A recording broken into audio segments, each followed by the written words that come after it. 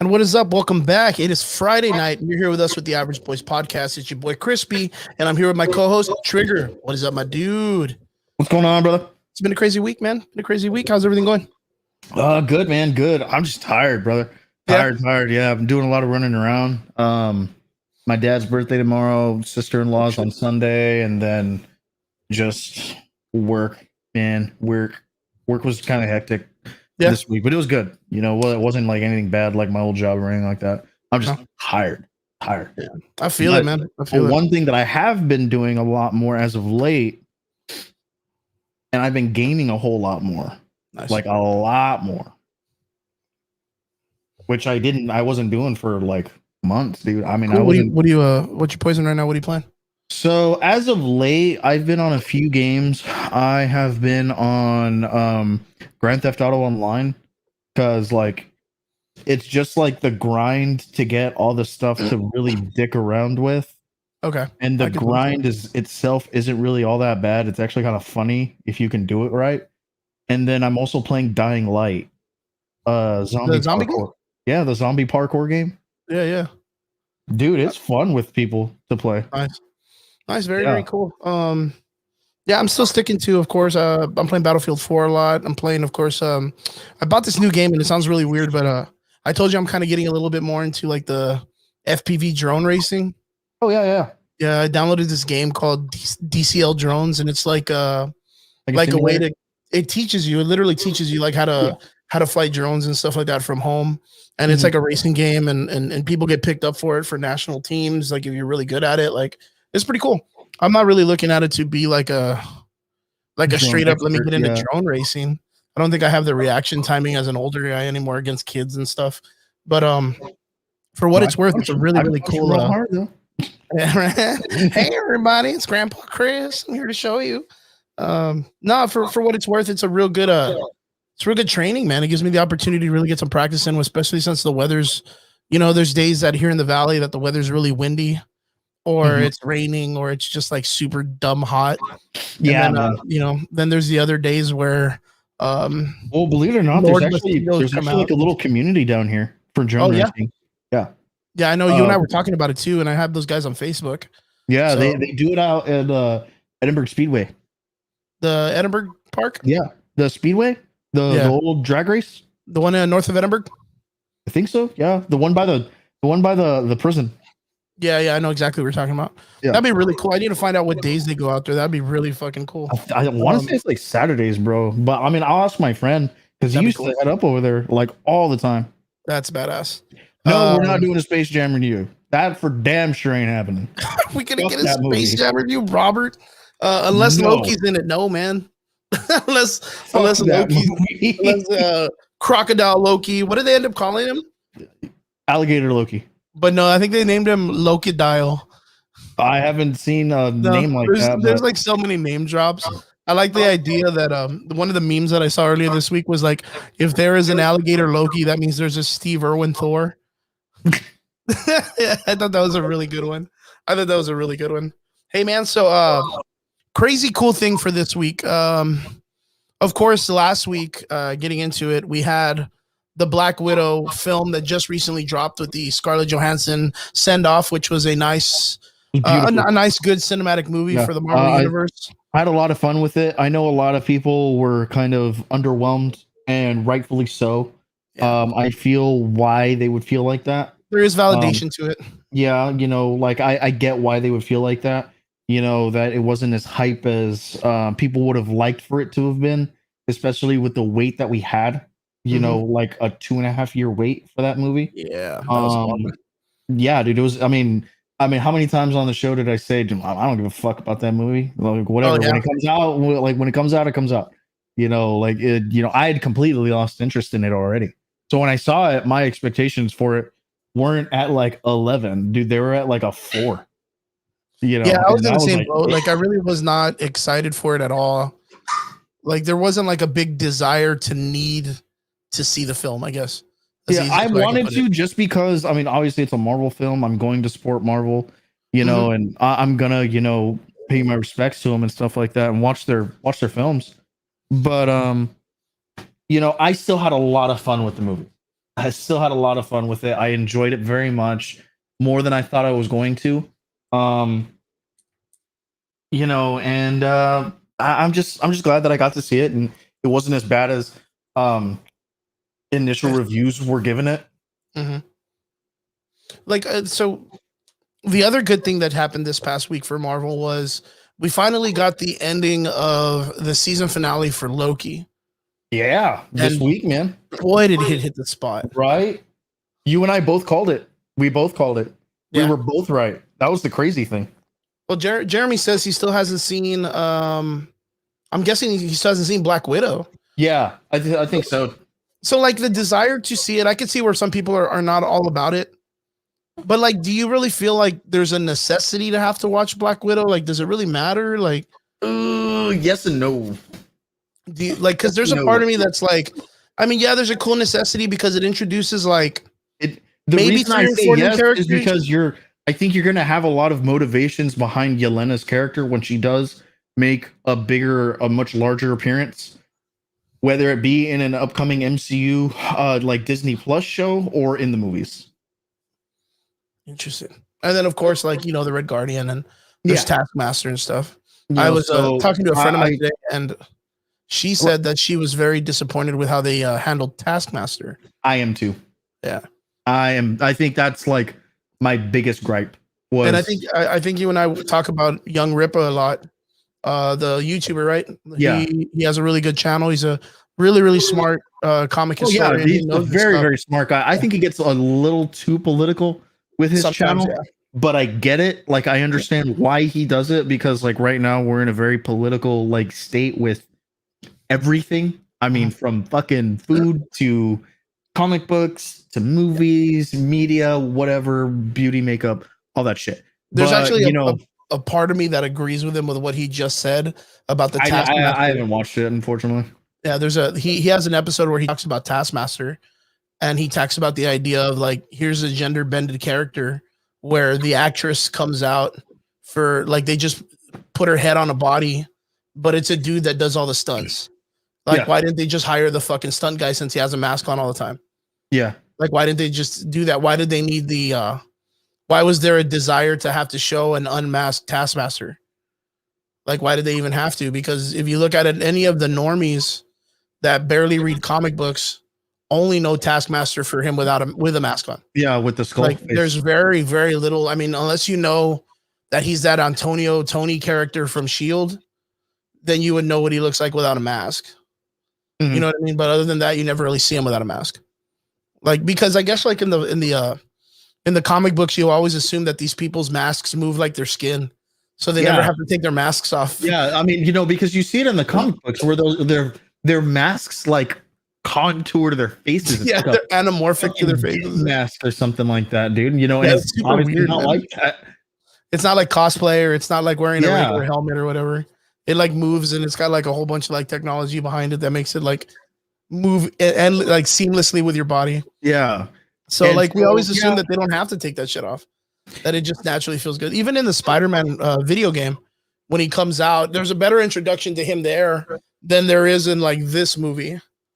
But I was telling her when we were talking about it, like, well, you know what? This kind of gives a really good push for the idea of them making the not the Black Widow, but the Taskmaster School of Assassins.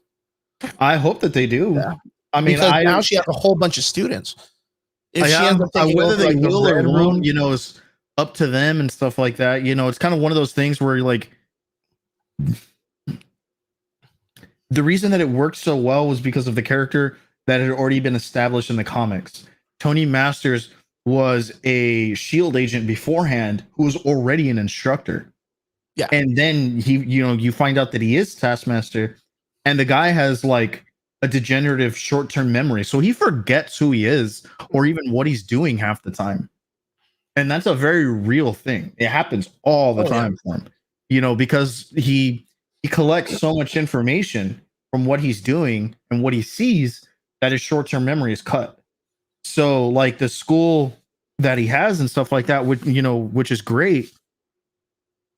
I don't see it working now because like her entire motivation was one, genetically enhanced. Sorry, it was like two, like chemically / electronically, enhanced to even give her those abilities. And then secondly, she doesn't fucking speak. Yeah, the person never speaks. Yeah, I mean, she's basically catatonic with the, Scarface. Yeah, but then when they apparently remove, I don't know, so they hit her with the red juice, which they never really like. They just say it's like a release agent or something. Yeah, and then all of a sudden she can talk. Yeah, but then again, like you saw that earlier in the film, like before, what's her name? Fucking Black Widow's sister, Yelena. Before she's hit with the red, like they're talking normal. Yeah, like they're talking like the chick that breaks her leg or whatever is like, kill me now or whatever. Like, they could speak their mind. They're just under the control to get the mission done. I'm sorry. So like, yeah, there's like a weird, like, I kind of, I mean, for what it's worth, you don't need to see Black Widow. Even though the numbers speak different because a lot of people went to go see it. So thank God it made the money. Yeah, I mean, it beat Fast 9. And we talked about that. There was a lot of people that do not like with what Marvel's doing right now with the MCU, that they're kind of against the growth of the MCU universe, which, I mean, it's understandable. There's a lot of people that are just upset with the way that they're handling it, but the business is a business nonetheless. Like, that's the way they want to handle their shit. For what it's worth, I'm happy it was successful. And the reason why I'm happy is because I really like the opportunity to just watch the movie at my house. I like the idea of not needing to have to go to a theater, to go spend hours and hours and hours. I like the idea of just having it. So like when I saw it on Disney Plus. Yeah. I bought it and I loved the idea of just getting it. Well, I mean, it was the same thing, when we saw the Snyder Cut. Mm-hmm. It was great because we could pause things, we could do things like at our own pace. Mm-hmm. Like when someone needed to go to the bathroom or someone like wanted to go get more pizza, go get another drink and shit like that. Like we weren't impeding anything. Yeah, I think people who like, I think the people who kind of like get all pissy about that, just like, I don't know, it's one of those things like, dude, like, what does it fucking matter to you? I mean, are you Universal? Are you fucking, Disney or whatever? I think it's a great move. I think it's the future of film. I really think that having it at your disposal like that is a million times better than even theater is. I think it's going to be the next movement. It's going to be the next thing that kills the red box, like the way streaming services killed Redbox. The fact that I still see them around is just funny. It's very weird, but I mean, we get it. Theaters will be the same way. I don't think there's a desire for. I thought it was really silly when the government came out and said they were going to fucking monetarily save the theaters from being closed down during the coronavirus or whatever. Do you remember that? Yeah. That they were going to do a bailout for Cinemark and AMC. And I was like, why, dude? Like, they make 1,000,000 times more money than anybody else in the world. Why don't they have the finances to back their shit up? Like, they make a fuckload of money. But I guess the United States government thought that it was important to bail them out or whatever. Honestly, man, I'm glad that they did, and like, and like not for like monetary reasons or anything like that, but I'm glad that they did because you know what, dude, I enjoy the movie going experience. That is always it's been a very coveted thing for me my entire life. I love going to the movies. Right now with like everything that's happening and coronavirus and stuff like that, yes, dude, it's super negative. I get it. People are still very reluctant to go out. Totally understandable. Will not at all knock you for it. I completely get it. But you know what, man? I fucking love going to the movies. If I have to go, Blockbuster. Huh? I miss going to Blockbuster. So do I. I love that shit. I thought look it at was it fun. now, man. We're okay. Yeah. that impeding traditional value of the necessity of going somewhere to get that done, like it can be done without, I guess. I know, but like to each their own. I just like going to the movies, I mean, I think it's cool. Like, when I had the opportunity, I was like first in line to see Akira at theaters. Why? Because I wasn't going to not take that opportunity to see it. It'd be the same thing if Iron Giant came out. If Iron Giant, if they were going to do a re-release at theaters, I'd go watch it. They're going to do a re-release of Coraline in Harlingen. See, I never saw the movie the first time. Yeah, I mean, I love that movie. I will be seeing that in theaters. There are specific movies that I feel like I would go through that. If they did a fucking IMAX release of Starship Troopers, I would be there in a heartbeat. I'd be drunk off of my mind though, but I would definitely be there. There's certain movies. Oh, you know what would be a really cool. They did a re-release of all 5 Transformers movies. Oh, dude, I would definitely be there, drugged out of my mind. It just didn't make sense. Fuck it. Just so it makes sense. Even if they did, you know which movie I would really like to see in theaters again? Either Titanic, Avatar, or the new Romeo and Juliet with Leonardo DiCaprio. Oh yeah, dude, true. You know, man, I like what your boy Brian said, man. There on Twitch, but I like that we have the option. It's great, man. You know, it's amazing. I do like that we have the option. You know, because I would have rather seen Snyder Cut at my house the way that we did it than going to a fucking theater and watching it that way. Yeah, I mean, I could totally understand that too. Here we go. Yes, I have. Yeah. As a matter of fact, John, you took me to the one in Corpus Christi. I don't know what we saw. John is my best friend. He's like my brother. I've known him since junior high. What's going on, John? Hope you guys are doing good.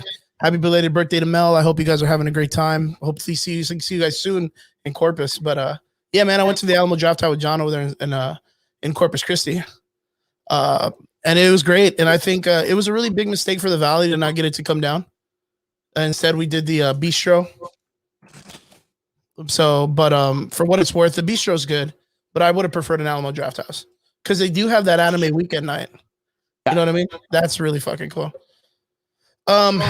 But yes, so what we're gonna probably go about first is we want to kind of give a talking about what we found that was good and bad. We didn't really get to do it last week, but of Black Widow. Trigger, your initial reaction for Black Widow was it was above a half mark, right? It wasn't like a 3 out of 5. It was more like maybe like a high 3.8 out of 5, maybe a 4. You kind of said it was pretty good for what it was worth. For Black Widow, what was your rating? Yeah. Oh, I would have given it a 7, like a soft 7. Like it was above half. Yeah, it was a soft 7 for me. You know, like a very soft 7. And the reason that I say that was just because like there was a lot of mishandling with some very key characters that I wasn't entirely pleased with. And on top of that, you've killed my honest desire to watch it because you fucking pushed it back for 2 years. That's what I kind of feel like the major problem was that the fact that, once they released it and now that we've seen it, it was more important for them to release it during the Infinity War, maybe right before it. I think they waited way too long. Oh yeah, and I think it missed its mark because of that. I think it missed its mark majorly. I think if the timing was better, I think it would have been more acceptable. Yeah, that's what I kind of feel. It would have been on the vibe of what it was already going off. I think it already like that whole Infinity War movie telling of the story of the Infinity War and the Gauntlet and the Endgame and all that stuff. Like it was already done. There was no way you were going to kind of say like, okay, Black Widow was important after you brought in like 38, 40 characters onto the screen and brought back Black Panther and brought back all the people. And then you're going to show Black Widow now, you know what I mean? After her sacrifice at the end of Endgame, like right then and there, just the idea of knowing that if they would have released Black Widow before Endgame and then in Endgame, you know that she just got her family back and then she sacrifices herself and her family lose her. Like it would have made more value to that character. You know what I mean? Yeah. It doesn't hit hard right now because all of us have already known Black Widow was already dead. So when the movie was coming up, we were like, oh man, well, we already know how this one's going to end. So like, yeah, like even worse, like, and it kind of just doesn't even correlate with the idea of Yelena being told to go after Hawkeye. Because you would have figured that since all the Avengers already came back from Endgame, everybody knows that Black Widow sacrificed herself for the mission, that she wasn't killed by Ronan, which they're trying to tell Yelena that she did at the end of the movie, right? Yeah, but I mean, I think certain things probably would have been left, like I'm not gonna say left to the imagination, but probably left like redacted. I mean, like, hey, she died in the mission. That's Yeah, it. but of course they're not going to say how. I mean, me personally, because this is slightly military esque. I would have been like, bro, she's KIA.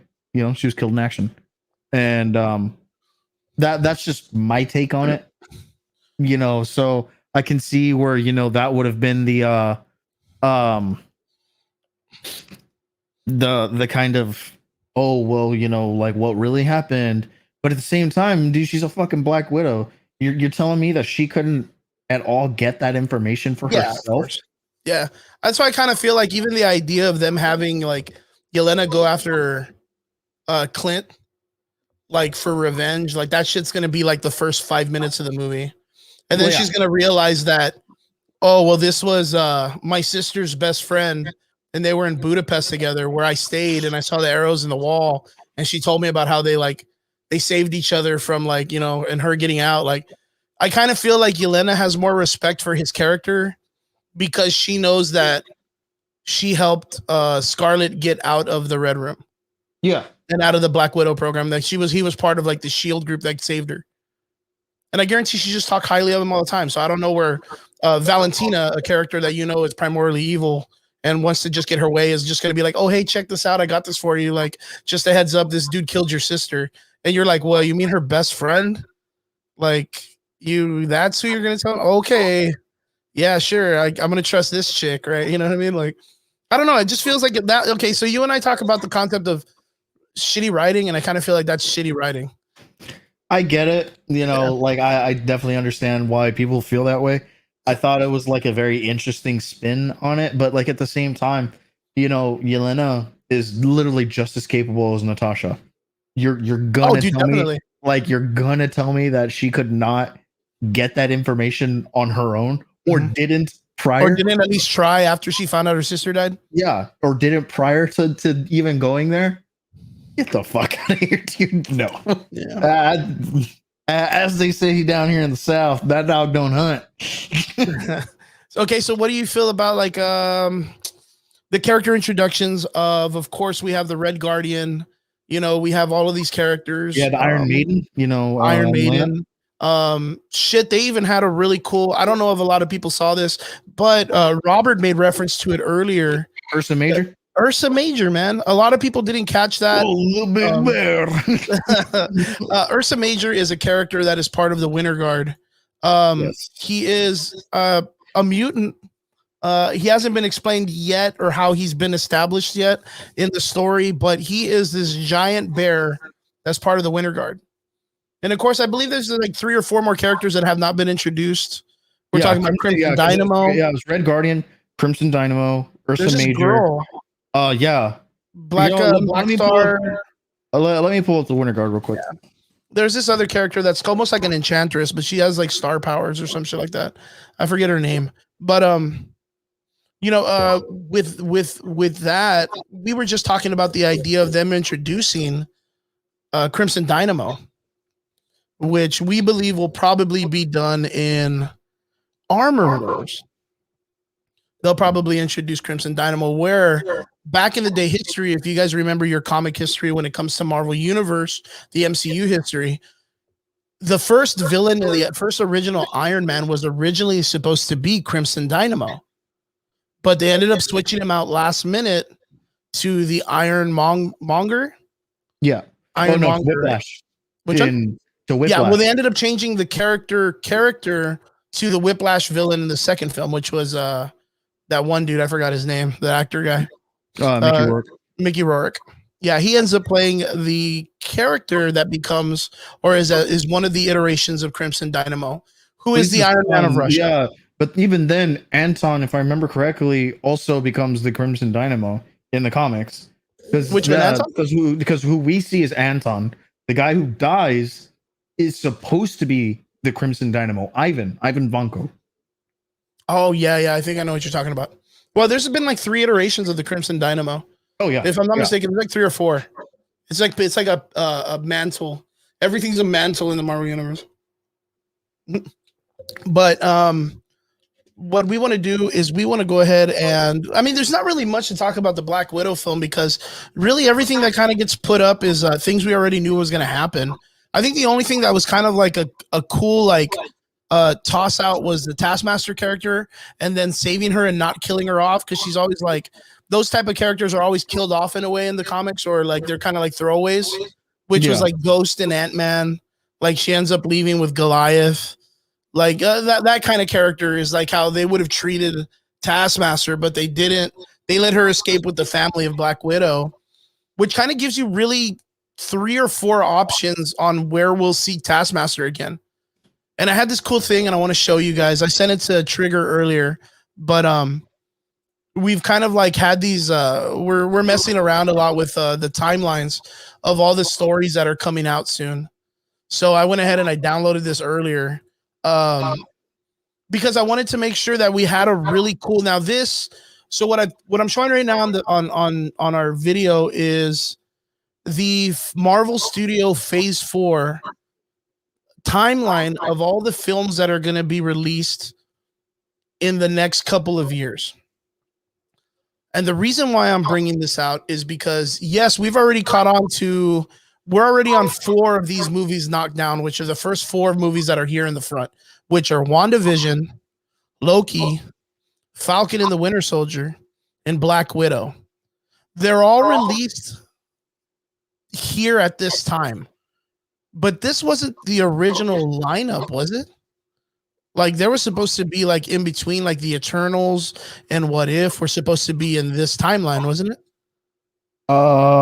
Originally, yeah, I think you might have to catch that. Type in Marvel Phase 4 in Google in your computer and see if you can find because they have a Phase 4 timeline without the newer films, right, written in. And you're going to see that the timeline of the release of films is different. Now, why is this important? The reason why this is important is because when they created these films, they created it to be set in a timeline that was necessarily meant for the storyline, which is like Black Widow, right? When they originally wanted to release Black Widow, they originally wanted to release it in So what we're looking at is a lot of stuff that's coming out in Disney Plus now, except for. So when Phase 4 was initially announced in 2019, it was just Black Widow, Falcon Winter Soldier, Eternals, Shang-Chi, WandaVision, Doctor Strange, Loki, What If, Hawkeye, and then Thor: Love and Thunder. That was it. And then but the release dates too are different from this one. I mean, Black Widow timeline is completely May of 2020. Falcon Winter Soldier was fall of 2020. Eternals was November 6th of 2020. Everything was, like those first 3 were all in 2020. And they're kind of like all over the place too. Like I think like it's WandaVision, then it's Loki, then Doctor Strange, and then like What If or something like that, right? Or What If supposed to come out right before Doctor Strange, I think. No, WandaVision was supposed to come out right before. Okay. So WandaVision was always the beginning. So in order, this is the way that it was originally slated. This was the order. Black Widow, Falcon Winter Soldier, Eternals, Shang-Chi, WandaVision, Doctor Strange, Loki, What If, Hawkeye, Thor. Wow, what a crazy. That's fucking nuts, dude. Can you imagine if Doctor Strange was before the Loki show? Yeah. That would have been weird, man. Because right now we're all anticipating the idea that Loki explains the Doctor Strange multiverse of madness. I don't. I do. Well, I mean, that's kind of like the theory that a lot of people are like, oh, I can see how that relates or that relates to this and that. I get it. I get it, but I never fell in line with that logic because I was like, no, it doesn't. Well, I mean, yeah. I mean, for what it is. I go against the grain on a lot of theories. Yeah, because like when people were like, oh, well, this, that, and the other, I'm like, but is it though? Yeah, I mean, I'm always like that. I'll be like, and like, I try not to be jaded, but like when a lot of theories come out, like I described to you earlier, it's a lot of fan fiction shit. Fan fiction shit. It is pure fan fiction. I think that this should happen because this happened, and then Morbius should come out, and then Hyperion, and I'm always should about get Hyperion. junked on by Blue Marvel. Shut the fuck up. No, just watch it. Just wait. Be patient. That's okay, it. so check this out. Brian asks a really good question. He says, out of all of these films that are coming out in Phase 4 that's on the list right here in front of us, which one are you guys most excited for? That's a lot of them. Okay, so let me break it down for you for those that are listening in the podcast that are not here with us on our live feed watching video. WandaVision, Loki, What If, Hawkeye, Miss Marvel, She-Hulk, Moon Knight, Falcon and Winter Soldier, Black Widow, Shang-Chi, Eternals, Spider-Man No Way Home, Doctor Strange, The Multiverse of Madness, Thor, Love and Thunder, Wakanda Forever, Armor Wars, The Marvels, Ant-Man and the Wasp 3, Quantumania, Fantastic Four, Secret Invasion, Ironheart, I Am Groot, the Guardians of the Galaxy Holiday Special, and Guardians of the Galaxy 3, and last but not least, Blade. Those are the lists that we have up for Marvel Phase 4 that were released at D23 a long time ago.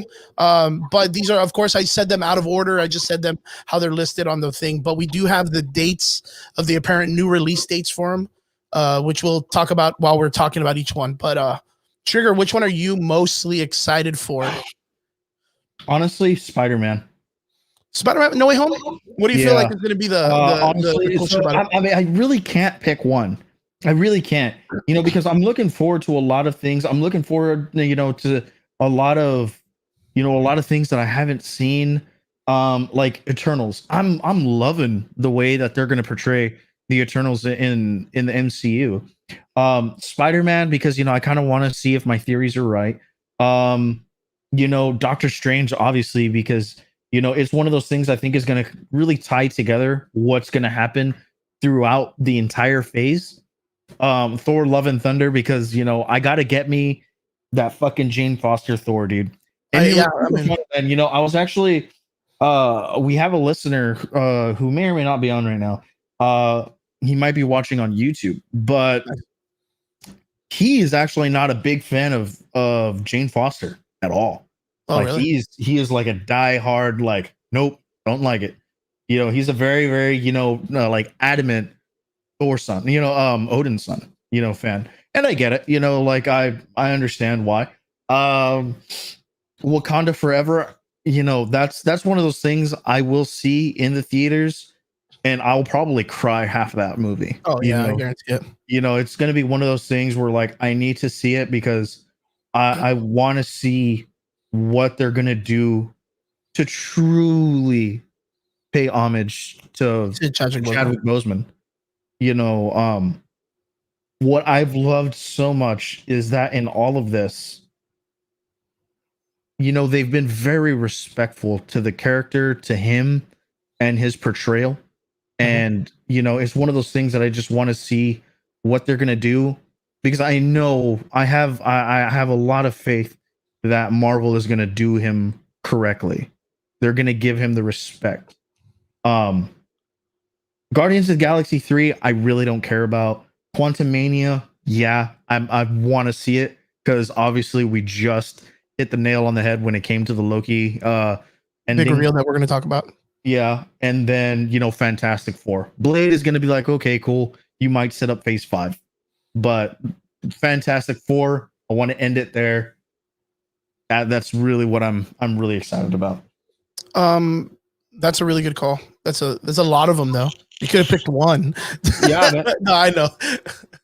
But that's why I said, dude, I was like, this list, it's a very, very impressive list, and I just really listed the movies, if I'm when you absorb the whole list in its entirety, you're kind of like, holy shit. Like, I mean, I can't just pick one, you know?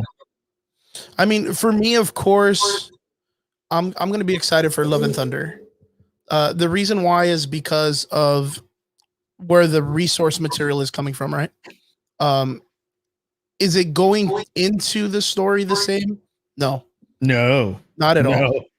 Yeah. So with what it is, there is a part of me that's worried that they may mess up the greatest Thor story ever told in comics, which was Gore the God Butcher.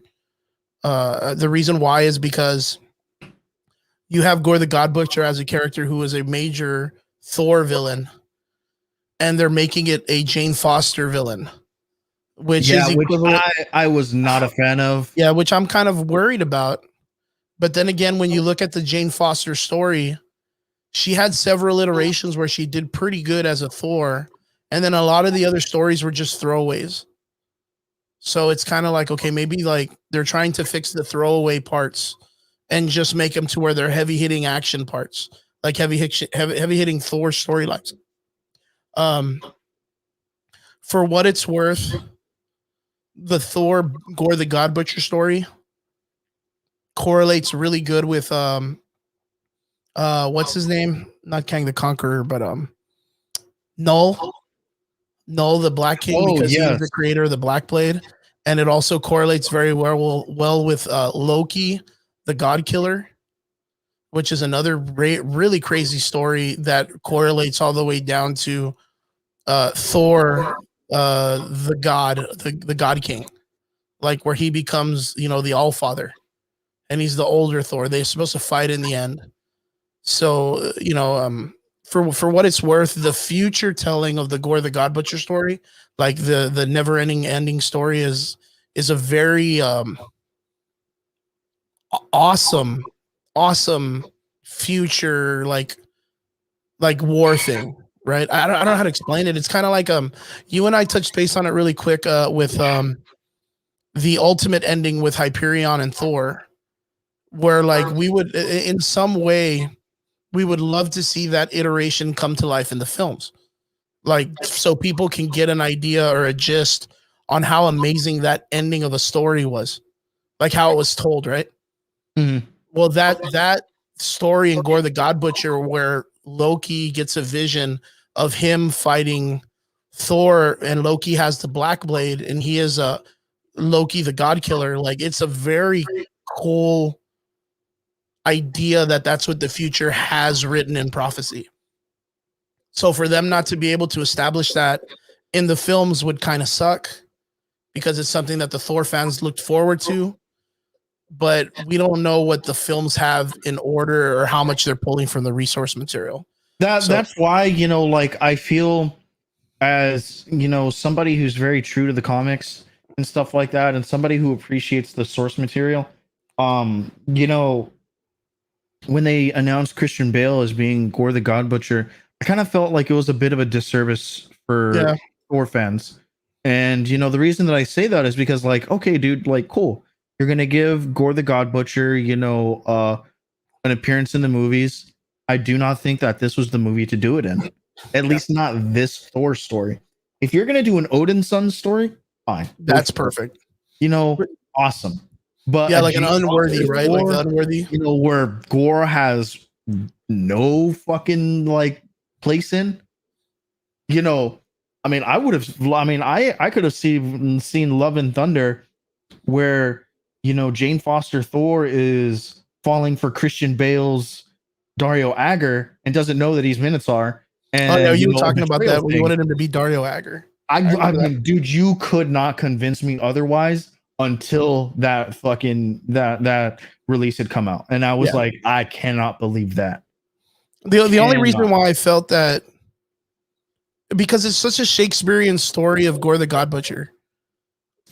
Like, that's the only reason why I feel that it's a very beautiful story. Yeah, but it's not Jane Foster's. Exactly. It's not. I don't see it as being a Jane Foster story. But that's why. And I was like, bro, like, even if you gave Mangog to Jane Foster, I would have preferred that. You know what? And the thing is like, if you break it down, maybe this is the first of the trilogy for Jane Foster. It very well could be. Very well could be. Who knows? Because we very well might just get like a series of movies where he's gonna go forward as Odin's son, not as Thor. Or they might start calling him All Father. Who knows? Because he is the All Father right now. Regardless of how of how you think about it, he is the All Father. He's the only one that can absorb Odin's power. But then that's the thing too, like, they haven't really explained the Odin Force. No, they haven't. And that's weird too, because like when Odin died, Thor was supposed to absorb that power in as the god or the king. It's not necessarily like, okay, that's the weird part, is that they have it to where like Thor gave the mantle of king to Valkyrie. Valkyrie, right? But what does she get from it other than just being the mayor of this weird ass city? Yeah, to her it's ceremonial. It's just a title. Yeah. You know, but there is supposed to be power that comes with the title of Odin, or at least the Allfather. And it's very weird how the film is not going with that.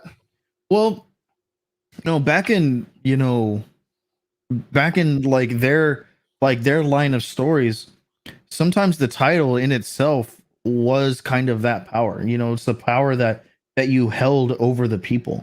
You know, and so like there's a lot of influence and stuff like that. You know, you are in control of a lot of things. But you know, like even in the first even in the first Thor movie, you know, when Loki had Odin's staff, mm-hmm. you know, that in itself was like, you know, a huge power boost for him. But he had a physical item that he was holding, not just the title of king.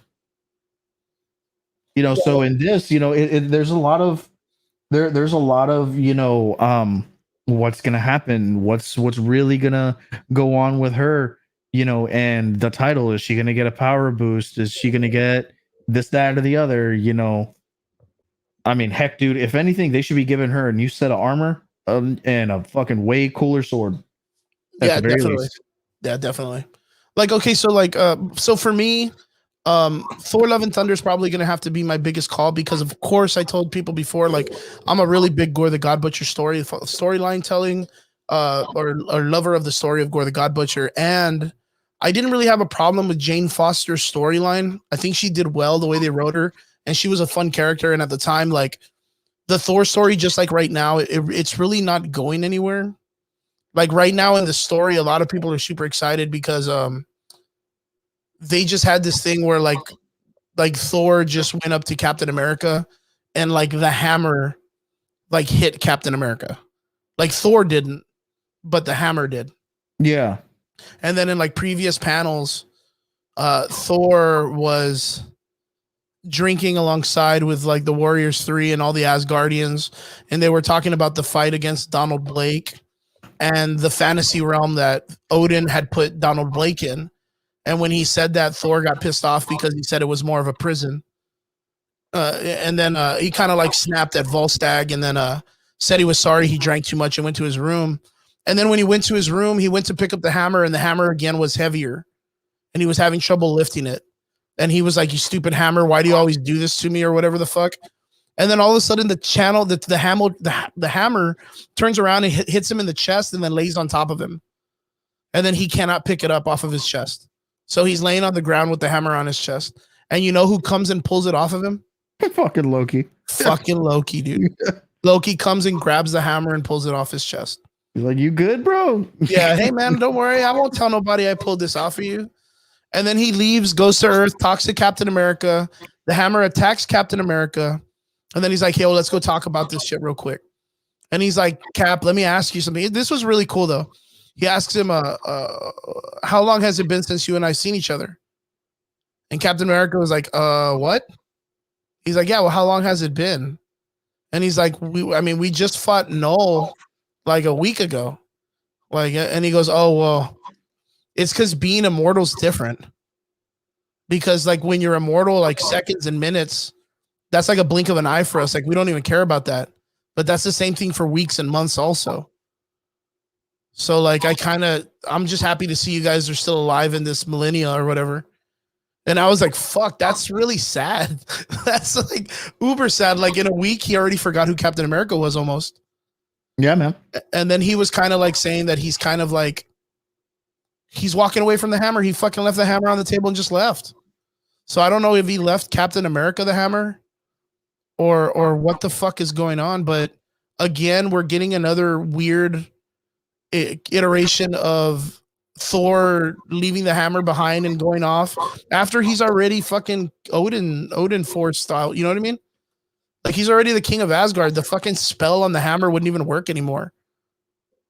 You know what I mean? Mm-hmm. So like, I don't know. Like, I just feel like I like, no disrespect. Jeremy says that he's been reading the new Donny Cates story. This goes right with it.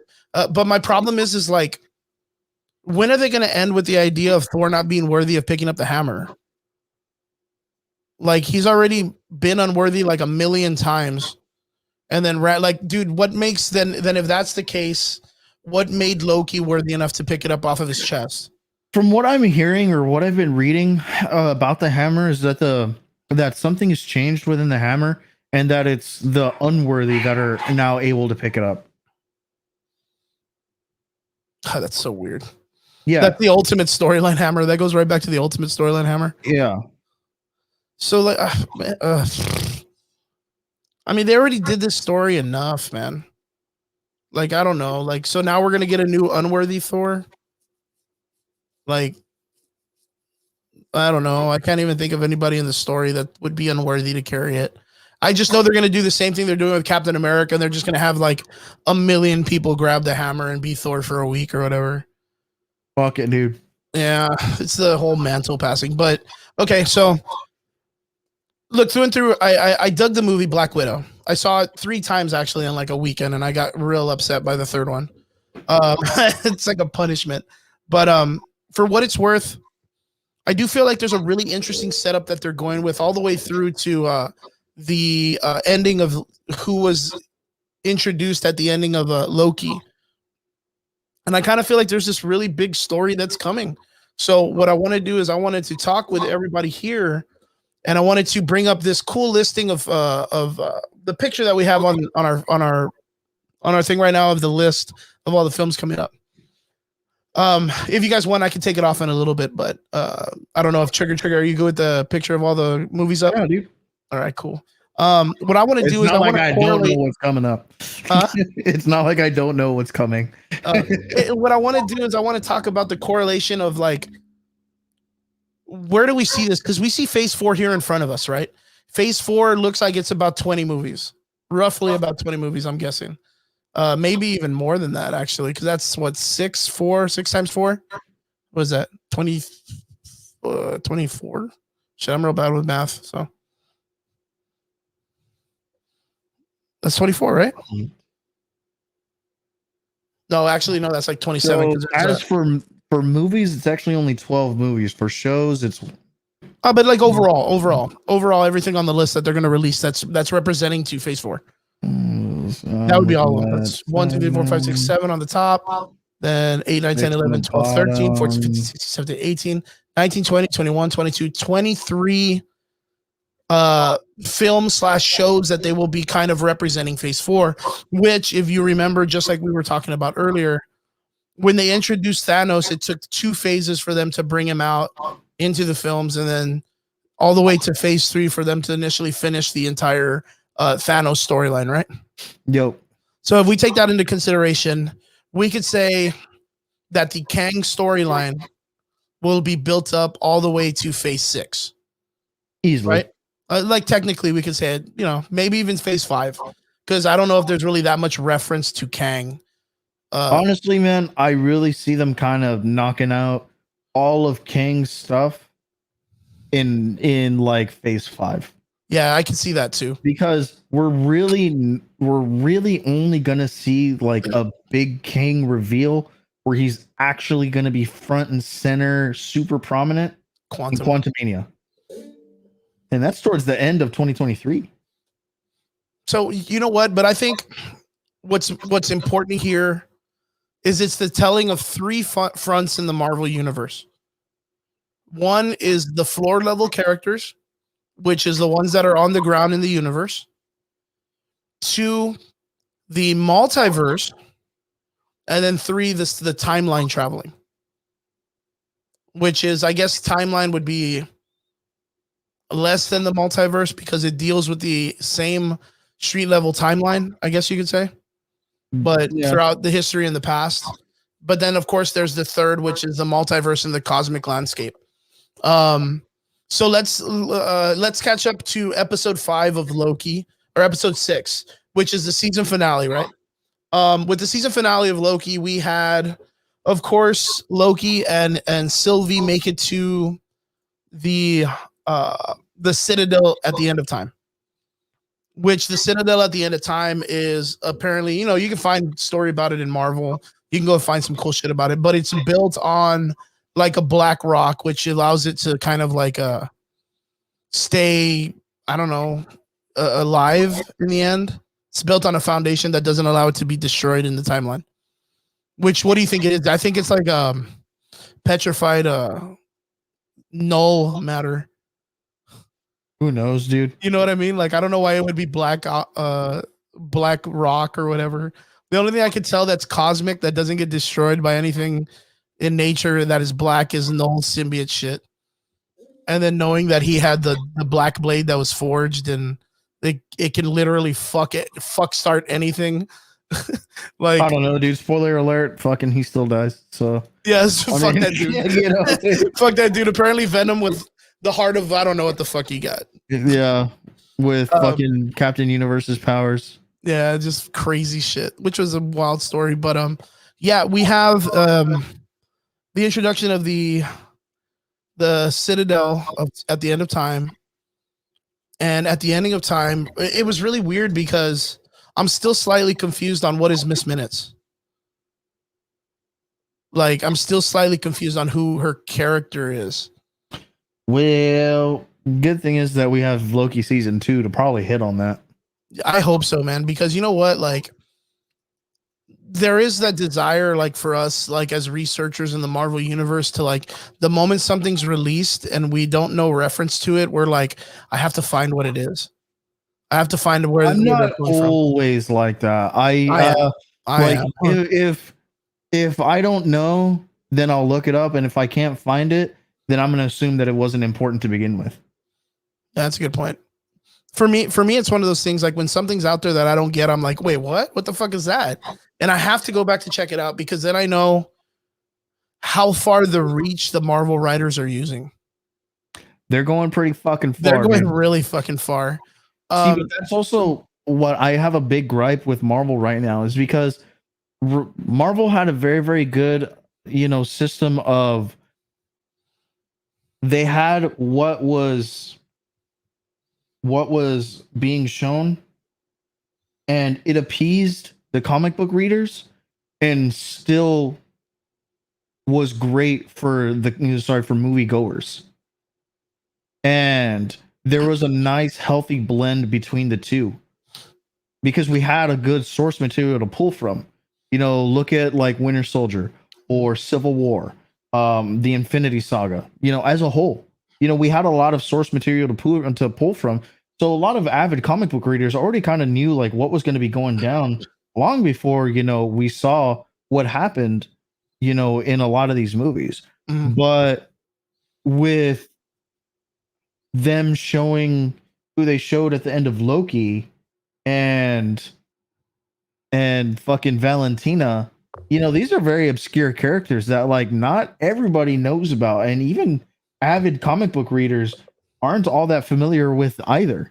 And so that's why it's kind of like, man, you guys are really stretching, and that might kick you in the dick. Yeah, that could be very much what it is. Because I know that we've talked about the whole PC culture and whitewashing and everything like that. Look at the Ancient One. Like your friend was talking about the other day. Them whitewashing. The Ancient One, or and especially that one, and that one specifically because Kevin Feige was like, well, we didn't want to make it an old Asian guy because we kind of thought that'd be very cliche. Like of course, be racist or whatever. And then when it came out, a lot of people were like, why the fuck didn't you use an old Asian guy? And they were like, well, we kind of wanted to be a little bit more PC. We didn't think you guys would be that mad about it. And I'm like, oh, dude, that's fucking stupid.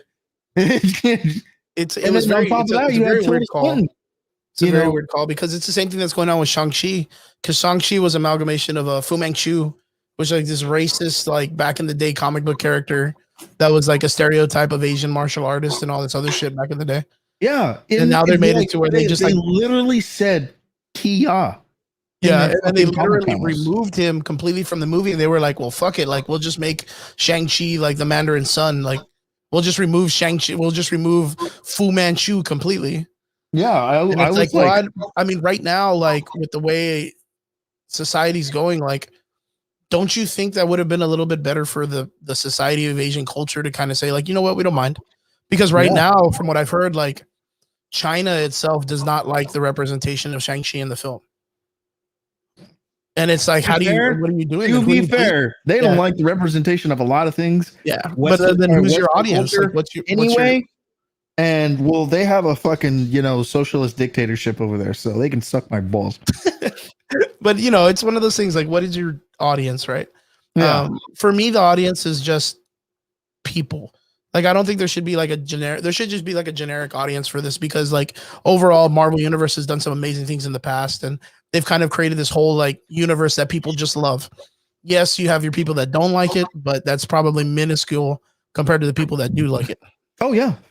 So I don't think it should matter in the sense of like them having to please anybody. But going back to what we're talking about, episode 6 of Loki starts off where Miss Minutes jumps in. She kind of comes in and starts making promises and kind of bartering with the Lokis, to stop what they're doing, and she'll give them whatever they want. Mm-hmm. Brian just brought up in the comments, do you think the Kang variant was honest about letting the two Lokis control time? And who do you think who would do that? I call BS. Okay, so this goes back to the beginning where Miss Minutes comes out. Now, right after when Miss Minutes comes out, the Lokis, Sylvie and Loki, then walk into a kind of like open cathedral area to where there are 4 statues, but one is smashed on the ground. And then an elevator pops up, and then out of the elevator, we have our introduction of the actor Jonathan Majors, who is playing a random character that does not get a title other than what we called in previous episodes, He Who Remains. Yes. Now, I had called out He Who Remains. I know, Trigger, I said you said it was probably going to be Immortus. Immortus, which his costume is Immortus referenced. It has almost the same why, costume. That's why I really think that it was Immortus, and not just because of the costume, but just his overall nature, the way that he portrayed himself, the way that he carried himself, just the things that he was doing was very Immortus-esque. So like I said, with source material, they're keeping the source material, and if they continue to do that, then we have a honest to God representation of Immortus. And if he dies, a lot of things go bad in the comic books. And so this is why like when it happened, I was like, this is Immortus. What I think is they're having a slight amalgamation between Immortus and He Who Remains. And that's why, I told Chris, as soon as I finished watching the Loki show, I was like, we were both right. Well, the one that we didn't think that they would do is it's also Nathaniel Richards. Well, and the reason why I say that is because this character says, I come from the 31st century, or he says a variant comes from the 31st century, right? And that was like the history of this person. And then later on, while he's explaining all of that history, he says then the original then found a way to control Eliath, right? But he says it's third person. And then when he becomes emotional, he then puts his finger on the table and says, I found a way to weaponize Eliath.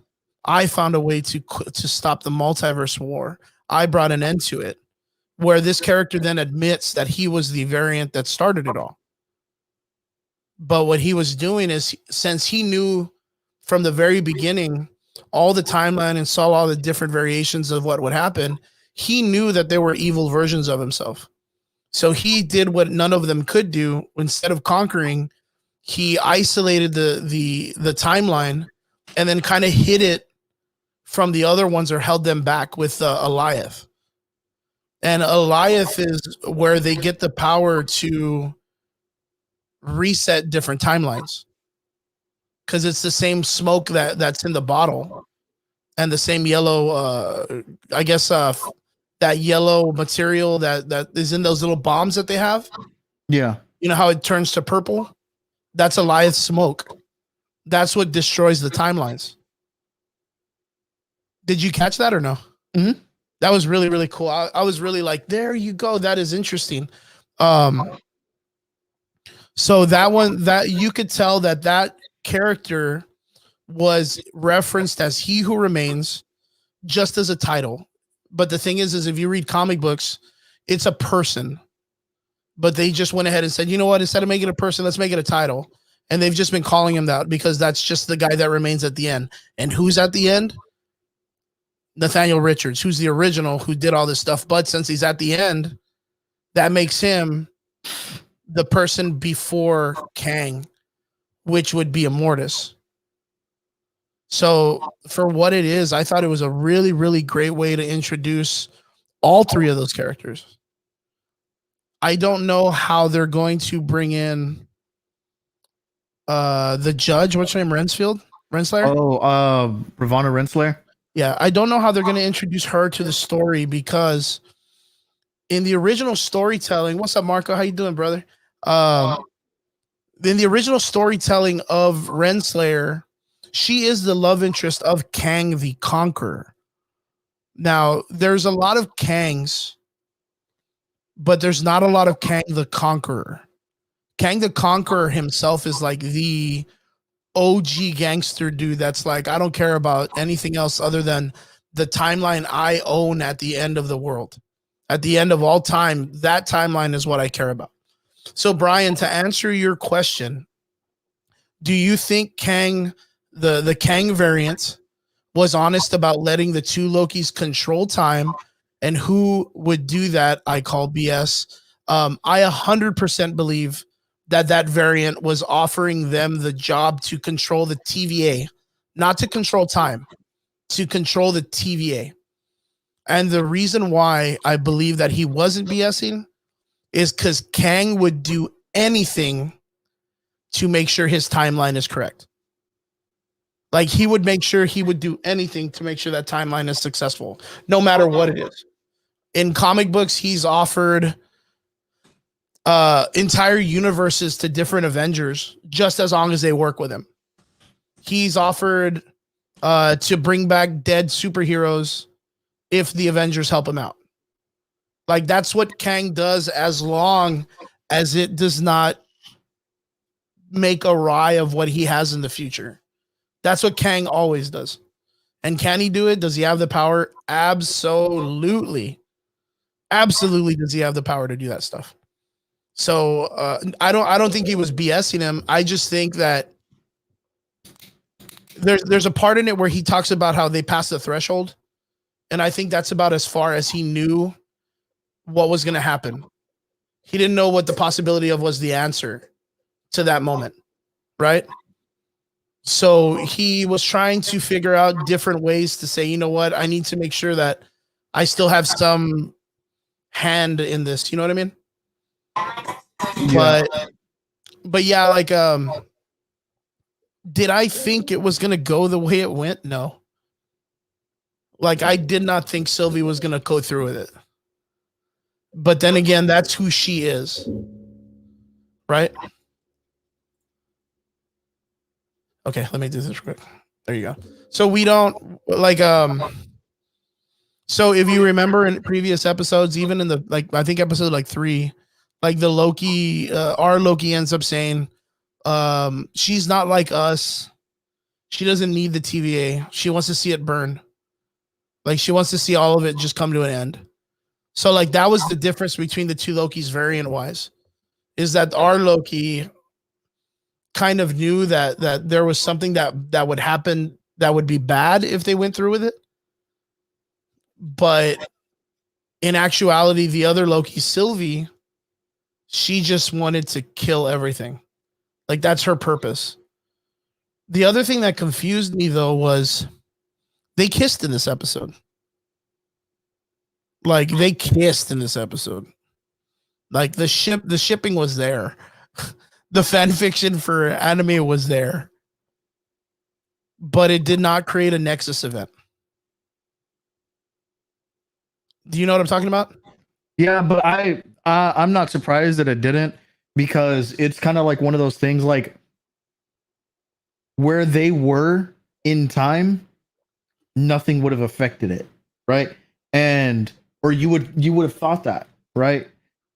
And kind of like how, just as long as they go to an apocalypse or apocalyptic event, whatever they do, it's not going to affect the timeline because it's set in stone. But um I think it's because, like, they were kind of like in the space in between. And then Ooh, good yeah, call. I think that they may have been in the space in between, and kind of outside and removed from time, removed from the multiverse. And then, you kind of have um I'm gonna call him Immortus. I don't give a shit. I really, really believe that was Immortus. It's better than You He Who know, Remains. It's a better name than He Who Remains. yeah, way easier to say too. Yeah. And then when they kill Immortus, because he's essentially holding the timeline together at the moment, whether by whatever means he's doing it, he was doing that.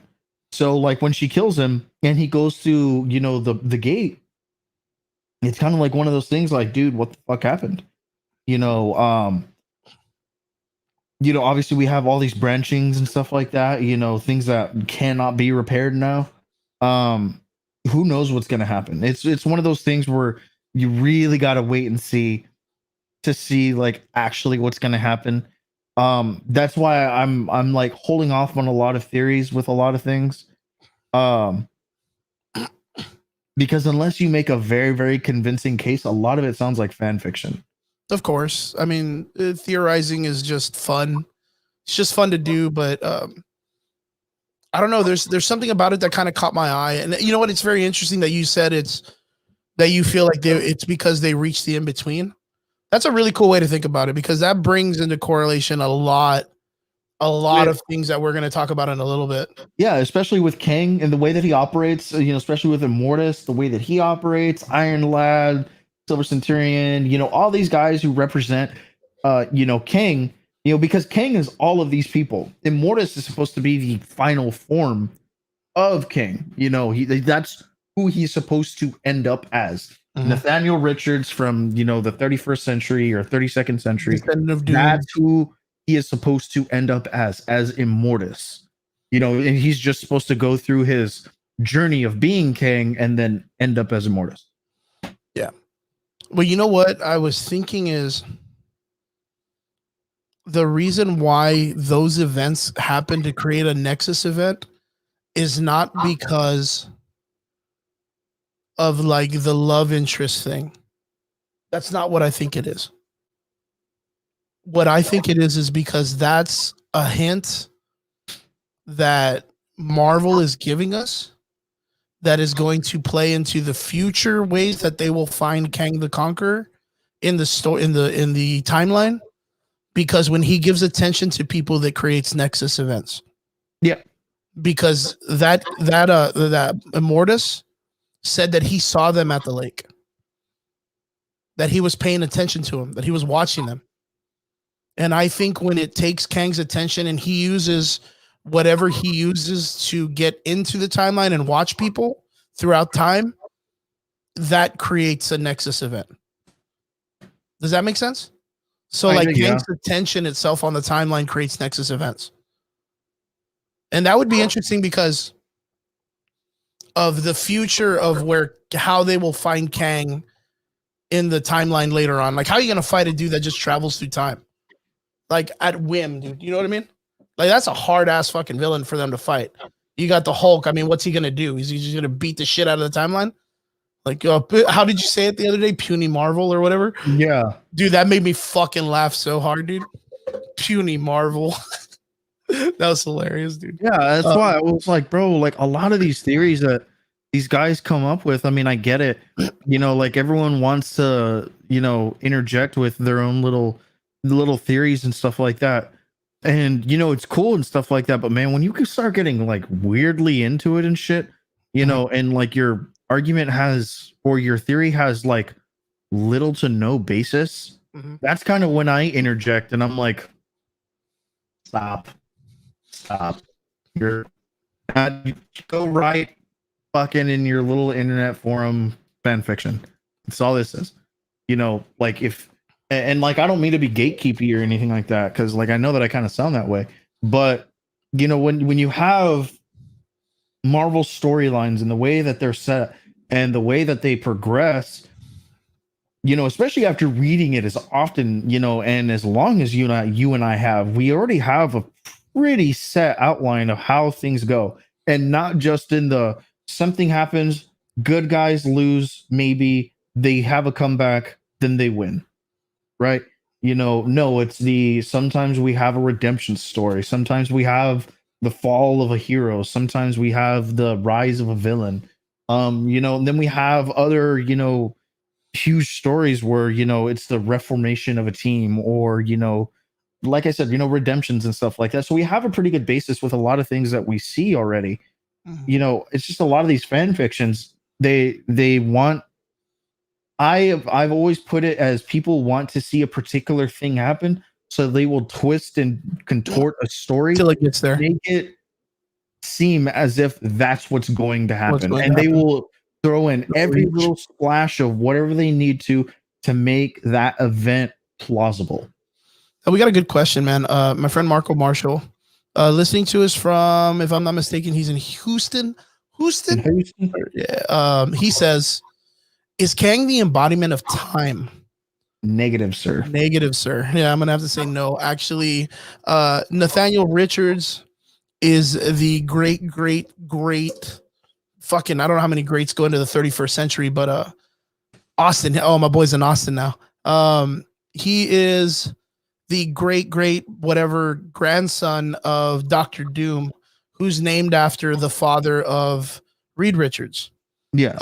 He is a person that is, you know, when he finds out about his great grand or ancestor Dr. Doom, he ends up doing a lot of research with him. He ends up finding like an old his old like work study, and he ends up finding like his time traveling devices and like, yeah, man, yeah, it's really like, weird. You know, it really is, because like Nathaniel Richards, and this is probably, you know, at least for me, one of the greatest fucking Fantastic Four storylines is when Nathaniel Richards comes back in time to like see Franklin, and then takes him throughout time and stuff like that, and keeps coming back in time to like let him know, like, hey, someone's coming for you, and when it happens, just let the guy talk to you. And everyone's like, no, and then you find out that it's Franklin from the fucking future. It's himself. Powers are astronomical, God tier. Yeah, they're astronomical. Like the highest that you've ever seen in the Marvel universe. Come to me.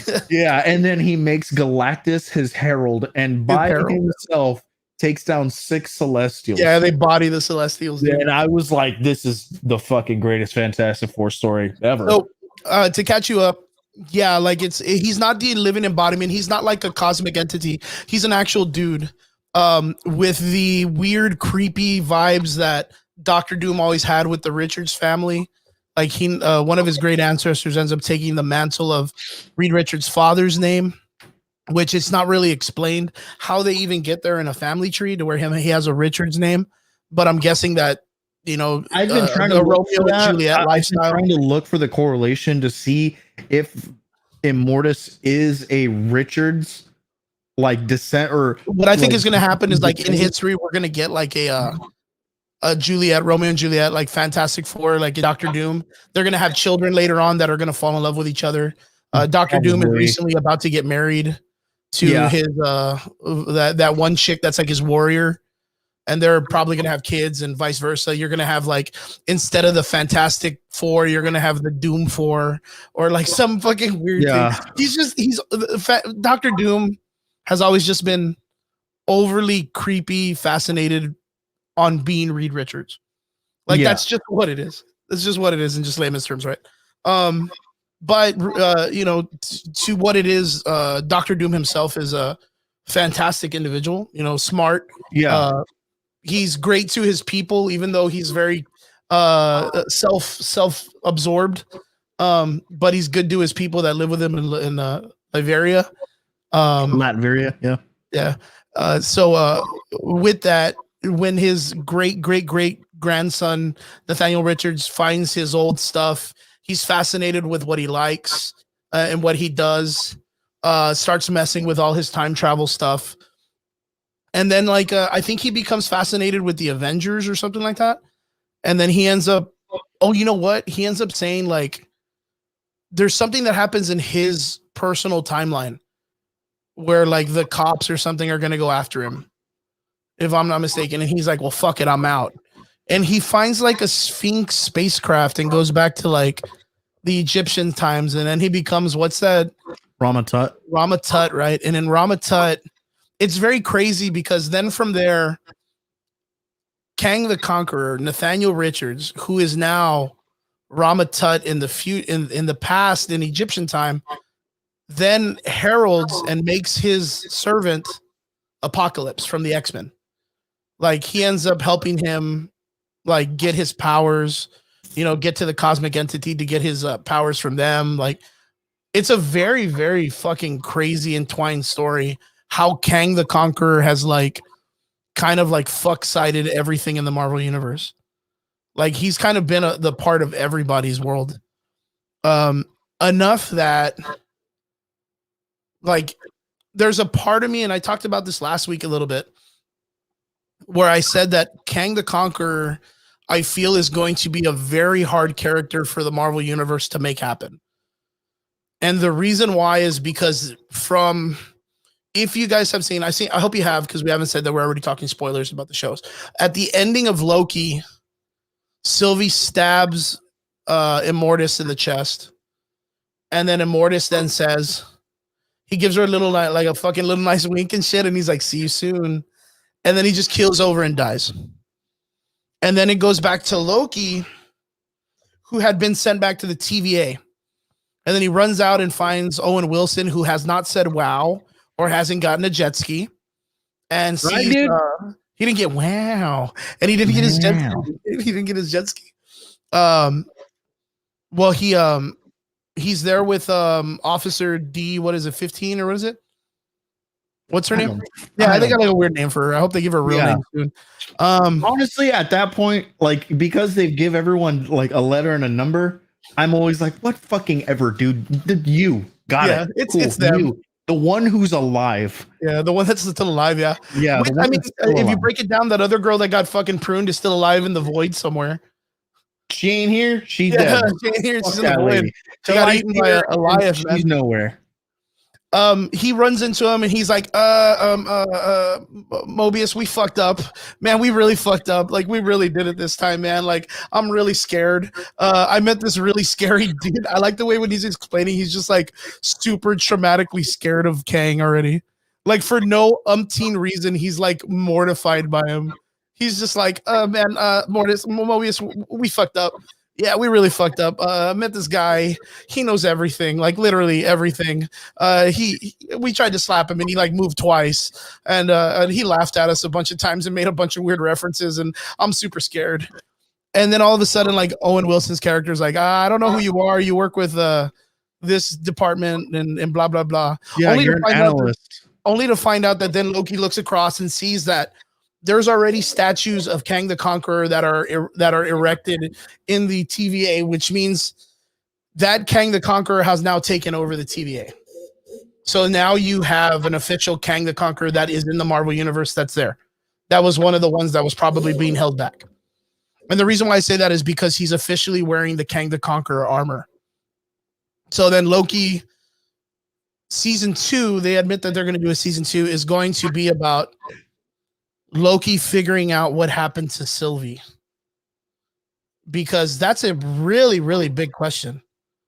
Like, what happened to Sylvie after she killed Kang the Conqueror, or Mobius, or Immortus? Sorry, so many Mobs names. Right. Yeah. What happened after she killed Mortis?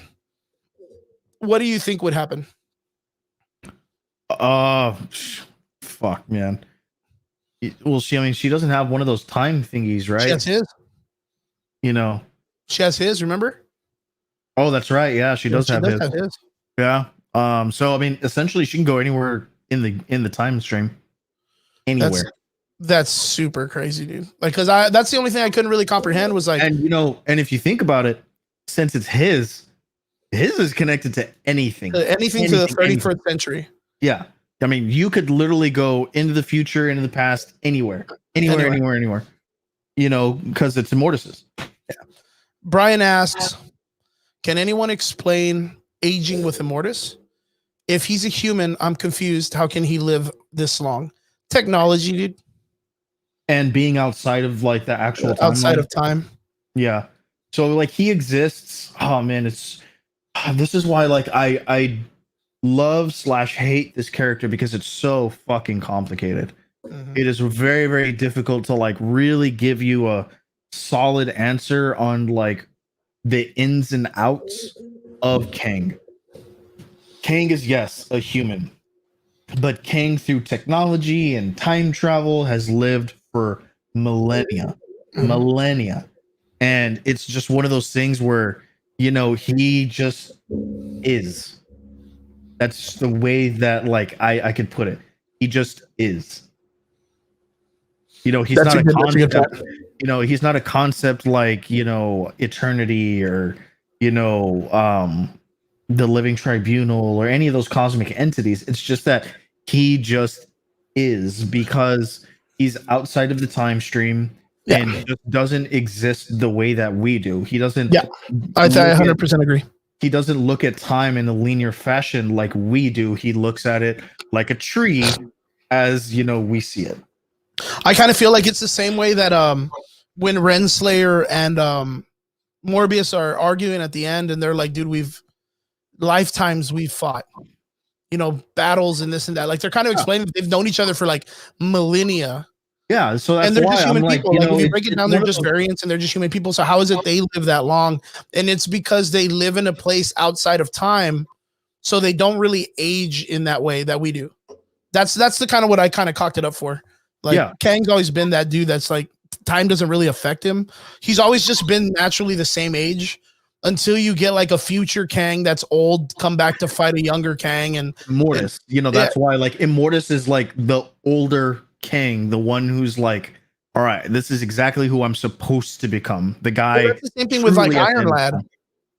With the Iron Lad character, like that Iron Lad character from the future comes back to stop his Iron Lad self from getting bullied from the 16th century. That was like where like the Renaissance didn't happen, or like it did happen, and technology just shot like 100% forward. Yeah, and he's also a Tony Stark, but he's a Nathaniel Richards. But he's like a Nathaniel Richards. It's a very, very weird story, man. That's why I love Kang, because he gives a very fresh look into the MCU. But I hate him because he's so convoluted. Yeah.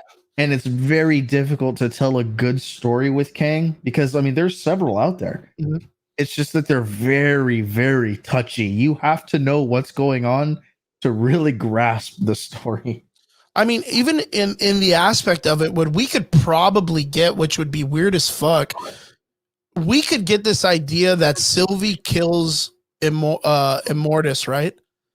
Then later on, a Kang shows up to this time citadel because he knows he's supposed to be there and finds Sylvie, who's kind of like in a weird state of mind, who then is like, you know what? Like, I don't know what to do with my life because I didn't plan past this.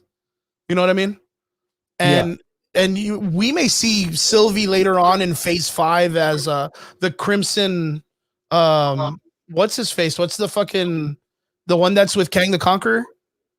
Silver Centurion? The Silver Centurion, right? Is that what it is? I thought it was Crimson Centurion or something like that. I thought it was red.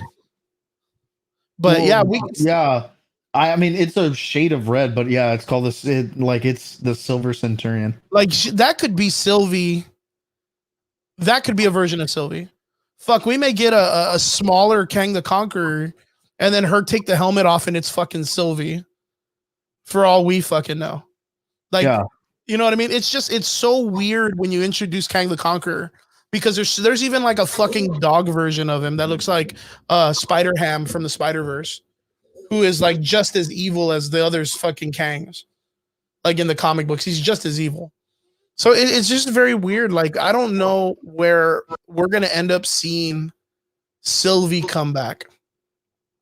But I really, really hope we do, because my theory. So we're gonna kind of break into what we think the Kang storyline is gonna end with, or not with, but how it's gonna follow through. So right now we have several big arcs that are happening from the Marvel comic books taking place in the MCU. We just finished the Infinity Gauntlet, which then kind of ends with them creating the Infinity Watch, right? Which is a bunch of people who end up taking the mantle of taking care of each individual stone. Where we know is that old man Captain America went back in time. He took the stones back. Apparently, he left them where they belong, but he's seen every hero in that timeline. Like, he's seen them grow up to be who they be, which is what he did not, how he was not introduced to him. But when he takes back the cube, he takes it back to the timeline of the 70s, where Tony Stark stole it from Howard Stern. Right, it was the Scarlet Centurion. My bad. Oh, I just remember it being red, but I know it was a Centurion. I couldn't remember the second name. I thought it was Silver Centurion. No, but I'm thinking of the Iron Man armor. Iron Man armor. Yeah. What is it? They end up taking the cosmic cube. Well, no, he doesn't take the cosmic cube back. That's a fucked up part too. How do they do that? Triggs? Holy shit, I think we just found a really bad loophole in the Marvel universe. You're hearing it first, folks. Here on the Average Boys podcast. Ask any one of your Marvel fans that know this shit by heart. How does Captain America take the cosmic cube back? And if it's been broken by Thanos and it's not a cube anymore? It's now the jewel. How does he take it back? So when they get it from whatchamacallit, they get it as the cube. So let's just say that at the time, because Rocket is there, he might have a way to actually extract it from the cube. Dude. I think I just broke my brain. Oh, I'm standing still. Oh yeah, it's little bumps, but it's cool. He's gonna figure it out. No, honestly, I would say that probably Rocket has something to do with that, probably to extract it from the cube. I'm sure that they've found out quite a bit, and then put it back into the cube and then send it back.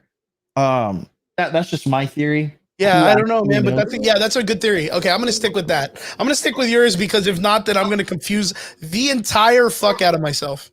Yeah, dude, you're gonna fucking call me I'm gonna have to stay up all night watching the film again. What about this? Yeah, I'm gonna fucking go back and have to watch the whole like fucking 10 years of the Marvel universe to figure it out. Right. So let's say that's how they do it. They put the cube back and they take it back, but we got to remember that Steve Rogers will now take the cosmic cube back to the 70s, and that's it. But then, of course, back to 2012 or 2010, the attack on the Avengers Tower. Loki then takes off with the cosmic cube, causing what's going on in the Loki show to happen. So from right then and there, the entire Marvel universe is completely changed, right? So Steve Rogers will still take the stones back to where they belong. Because if I'm not mistaken, I think right where the cosmic cube is, all the other stones are back in space in the cosmic entities. So I don't really know how he's going to feel about taking the stone back to Red Skull, but that'll be an interesting. Yeah, a lot of people have kind of been saying like, bro, you're about to like find something out real quick. What Brian just said. Look, Brian's like putting the reality stone back and said, it's going to be hard. Oof. Like, see what happened there. Yeah, that's absolutely correct. Like, I would like to see what he thinks when he sees Red Skull, and like, if for some reason he feels bad and wants to save him. I always felt that would have been a great like Disney Plus show, like him taking all the jewels back. And I hope that Disney ends up doing that in some way. But yeah, he's got to meet up with the Red Skull sooner or later, right? Yeah. But there is no more Thanos.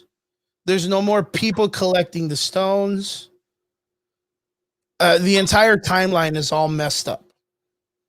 So when we get to the Loki show, Now we have a branch timeline that is now beginning from right then and there, which story-wise and the way that it's put in our in this picture of all the different phases, the branch timeline then brings up what if. And then for some reason we start getting like Miss Marvel, the Eternals, the Multiverse of Madness, like a bunch of different things that kind of correlate more with there being a bigger different timeline slash multiverse slash branch timeline, right? Yeah. So the idea of us having Kangs, multiple Kangs, is going to happen. Do I think we're going to get like the Citadel of Kangs or the Kangs that meet up and then kill off each other? There's a part of me that doesn't want to think so, but about 2 weeks ago, I was bringing up the idea about the multiverse war, right? Mm-hmm. And I brought up the idea of, man, I don't know who this other army is. Like, I know the other army is Kree, but I can't figure out who this other army is. Remember I was telling you about it? Oh, yeah. Only to find out that the last episode of Loki answered it for me by showing us that it was Kangs, all the different variations of Kangs fighting in different wars. So like that, literally them wearing the purple and green armor was a bunch of Kangs in armor fighting Kree. Yeah. So that was cool. And I think you called that out, that you're like, could it be Kangs? And I was like, fuck, I don't know. I've never known Kang to have an army. Exactly. Like, that's why. exactly. Like, it was so then when he brought it up and said that it was actually just a bunch of Kangs, I was like, oh, yeah, well, I guess he does have a fucking army. Like, you know what I mean? Like, I was kind of blown away by that. But at the very end of this, we're going to need someone that can stop Kang. And out of everything in the Marvel universe, I really cannot put together that someone that cannot stop Kang other than Tony Stark. Yeah. And Tony Stark happens to be the only dude that died in the Endgame storyline. You know what I mean? So it's very, very interesting. But who did we get at the end of Endgame that we did not see coming out in it? That happens to be a close iteration of what Tony Stark is. Peter Parker. No, the little fucking kid. Iron Man 3. Oh, yeah. No, yeah. A lot of people have been like thinking, oh, you think that could be Nathaniel Richards? And I'm like, you know what? Like, I don't think it's Nathaniel Richards. Of course not. Because that's not, he wouldn't even be born yet. But there is, I don't think Ironheart can't do that.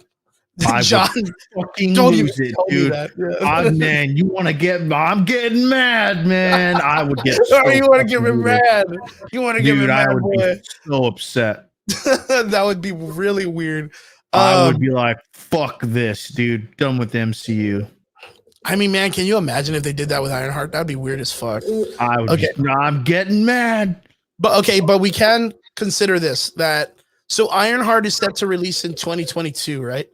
That's what it's looking at. When Ironheart comes out is when we know for sure that they're going to bring the projected variation of Tony Stark back to life. Hopefully. Because he's the AI for Ironheart. Yeah. So we know that for sure. I'll put fucking money on that right now.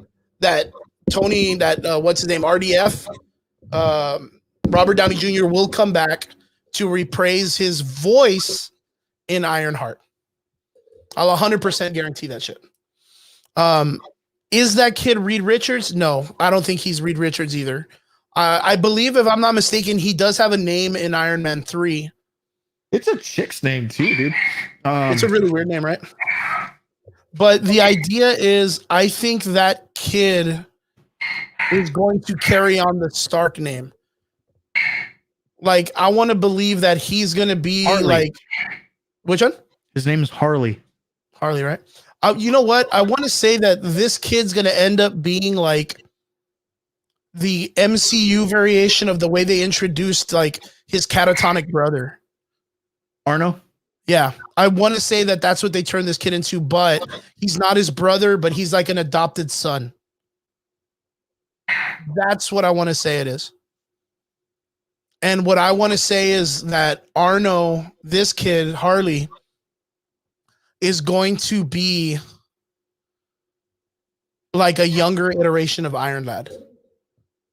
And then like his older self will be like the Kang, another version of Kang. And he will come back and do the Young Avengers story. Because where I think this is going to go is it's very interesting that the Marvel Universe is frontlining almost the entire cast of the Young Avengers comic book. And they're frontlining the one of the best Young Avengers storyline arcs, which was the Kang the Conqueror Iron Lad storyline, which they end up making it to where Iron Lad was supposed to be like an ultimate variation of Kang. But then he ends up coming out and not agreeing with his future self about being a conqueror, but he wants to be a hero. And he wants to save his friends. And the reason why is because Billy or something like that is supposed to get killed off, which is Wanda's son. And that's how even Wanda gets her memories back after House of M. Like, it's a really, really interesting story, dude. If anybody checks it out, it's only like 12 episodes in the comics. It's only 12 comic books. And it's the Young Avengers versus Kang. You guys should check it out. If you do, I highly, highly recommend, if you guys love comic books and you like the Marvel Universe, download Marvel Ultimate and get a subscription. Like, guys, you have no idea how great it is to have every comic book at your fingertips.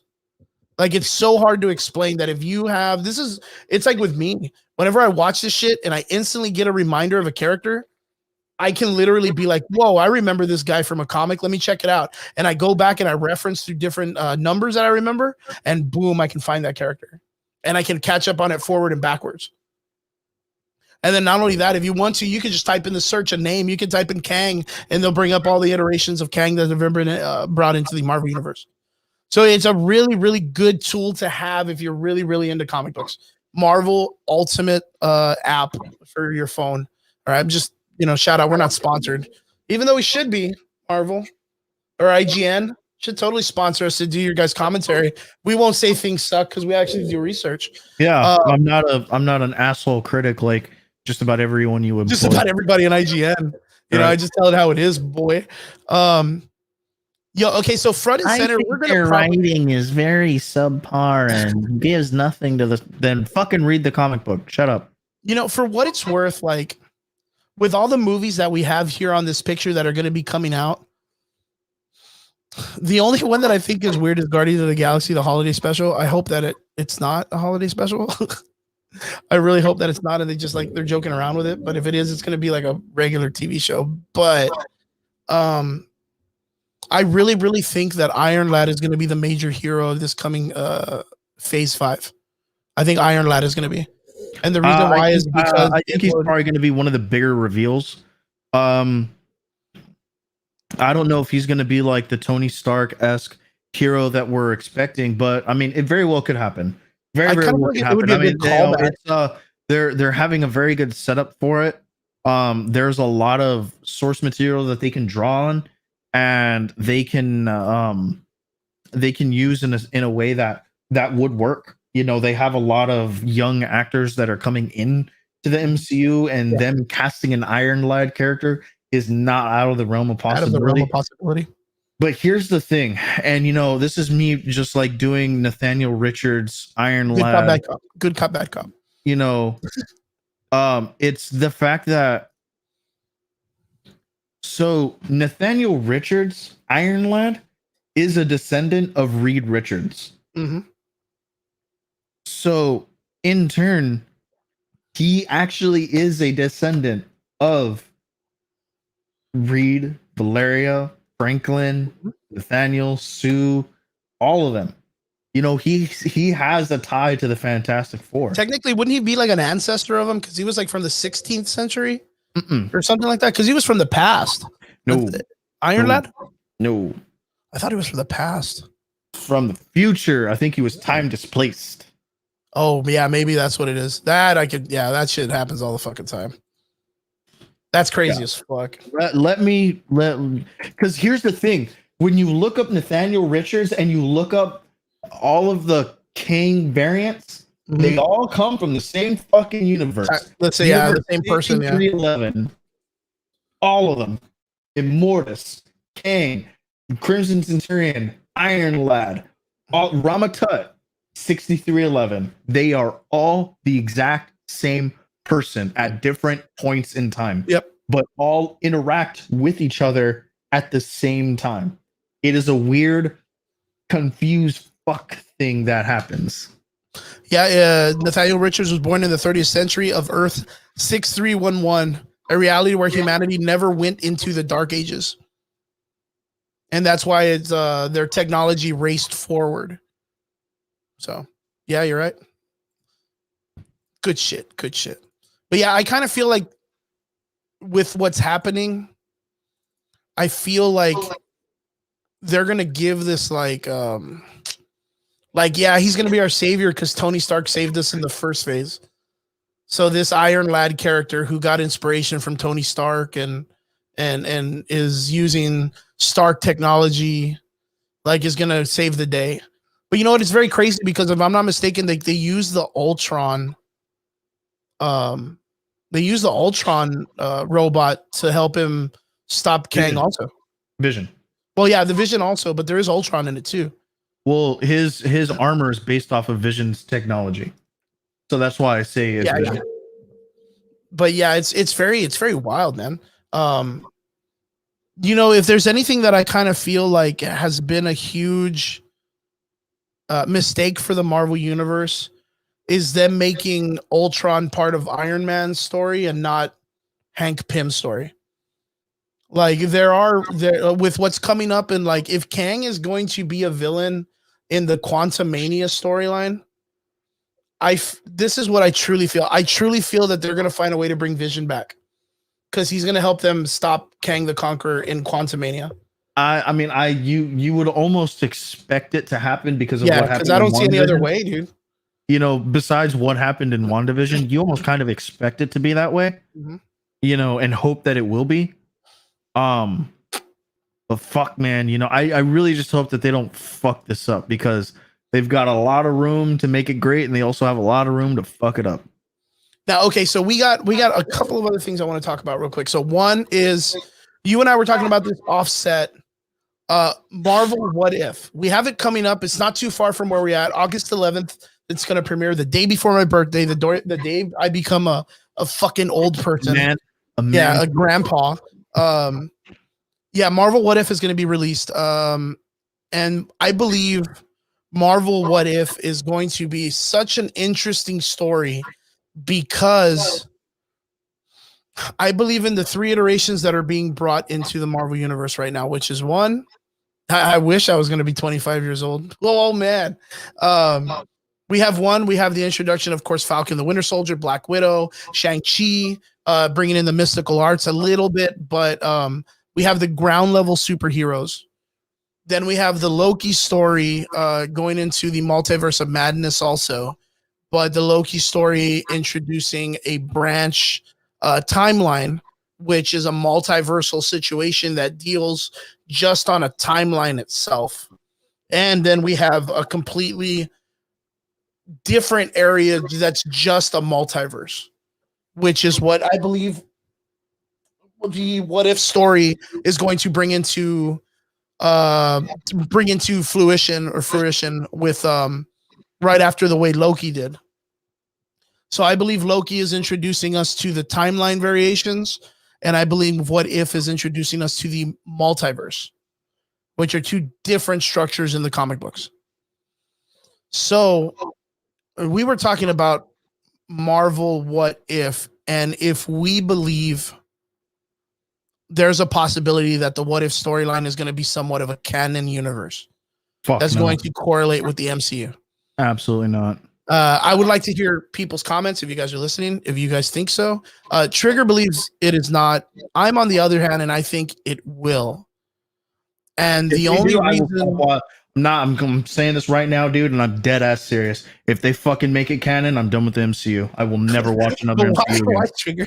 Why? Because, dude, like I said earlier, that is fan fiction shit. The guy who jerks off into his mom's sock in the fucking basement, writing some fucking weird fan fiction shit. You know, and it's just a narrative that they're telling themselves to make everything plausible, bro. It is not needed. Not needed. If it ain't broke, don't fix it. The what if stories were isolated stories to give writers a creative outlet away from the publisher to give a different story. You know, like Armor Wars. What would have happened if Tony lost to Armor Wars? What would have happened if Kyara had survived instead of the Hulk in World War Hulk? You know, shit like that. Dude, I mean, no, it ain't. Well, the reason why I believe it to be something that might end up being, there's 2 points that I've made. I talked to Trigger about this, and one of them was a comic book series that was called The Exiles. And then my second call is, I didn't get to talk to Trigger about this earlier, but my second reason I think it'll be taken into consideration is because of Battle World and Secret War. Yes, but Battle World had like almost nothing to do with what if stories. The only actual what if story that Battle World ever really used was Marvel Zombies. And even then, Marvel Zombies was an isolated thing that was outside of canon, but was just such a great line of comic books that they were like, we have to keep making them. People it did the Ultron what if storyline too. Because that was the Ultron where Ultron ends up winning in the cosmic landscape. If I remember correctly, I'm under the impression that they pulled from the Age of Ultron story where he just won. Are you talking about like for the Battle World one or what? Mm-hmm. I thought that was the where it was after Age of Ultron. No, they shoot him off into space. The way that I interpreted that was that they were pulling from the Age of Ultron story where he had won, you know, and actually successfully killed all the heroes, and that they didn't defeat him at the end of it. Well, what I thought they were pulling from is I thought they were pulling from the when Ultron gets launched into space, and then I also thought that it was an iteration of the End of Time story, or what is it, End of the Avengers, or what was the one where Captain America and some of the Avengers get time displaced and they go all the way to see Franklin Richards, and they end up sending, I think, Captain America with like a chip in his eye. Oh yeah, I remember what you're talking about. And I actually thought it was from that timeline. Like I said, I thought that they were pulling from the Age of Ultron story. But then again, it's like there was a bunch of other stuff that was in that story that were what ifs also that were all Battle World still stuffs too. So we know that the Russo brothers are interested in hopefully one day doing a Secret World. We don't know which one though. Secret Wars. So we don't even know if it's the one with Battle World. I hope that they do. My favorite, the 2015 one, but I have a very strong feeling that they're probably going to go with the 1984 one. Or they could try to find a way to kind of smash them both together, which would be interesting, but I don't really know how. No, would not. That would be a fucking trash story. Well, I just don't know how, because the older one is cool, but it's not like it's like amazing. You know what I mean? Like it's not like it's the only thing that made it amazing was they brought all these different characters together, and they brought in the Beyonder and Galactus, and then, you know, Doom ends up taking the Beyonder's power. But you know, that's where Spider-Man's black suit comes from, right? Yeah, but they barely kept the original story of that. Well, yeah. So it doesn't even matter. How many times they retconned anything in Marvel? Yeah, I mean, it's one of those things, like, even if they introduced his black costume, that's all it was. Like, they never even gave it a purpose or a reason or anything. No, like, I mean, the purpose was that he was stronger with it. They just they just never went further into it. They didn't at the time say that he was a Clintar, you know. Yeah, they didn't explain anything. They just said it was a costume.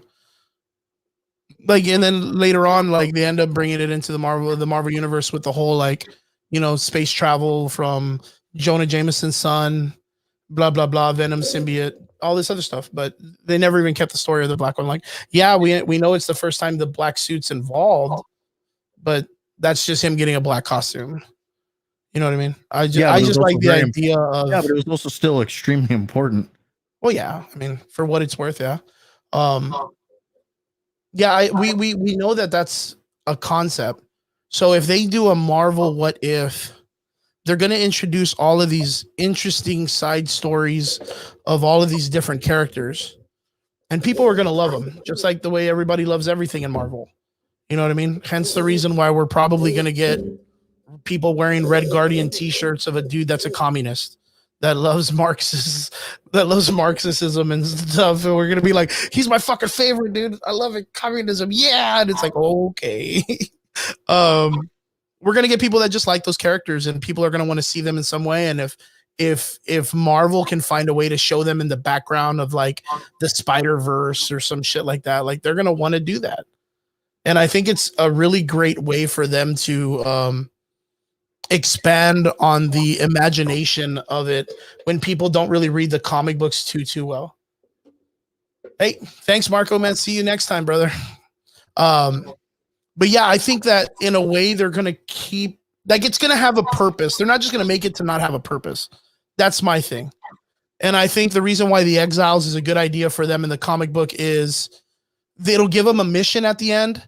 You have your displaced Doctor Strange that's in that story, that's going to build a team to fight something that's vice versa in that story. There's a lot of rumors that it's Shuma Gorath, which, how do you feel if Shuma Gorath was to come out in a Marvel movie?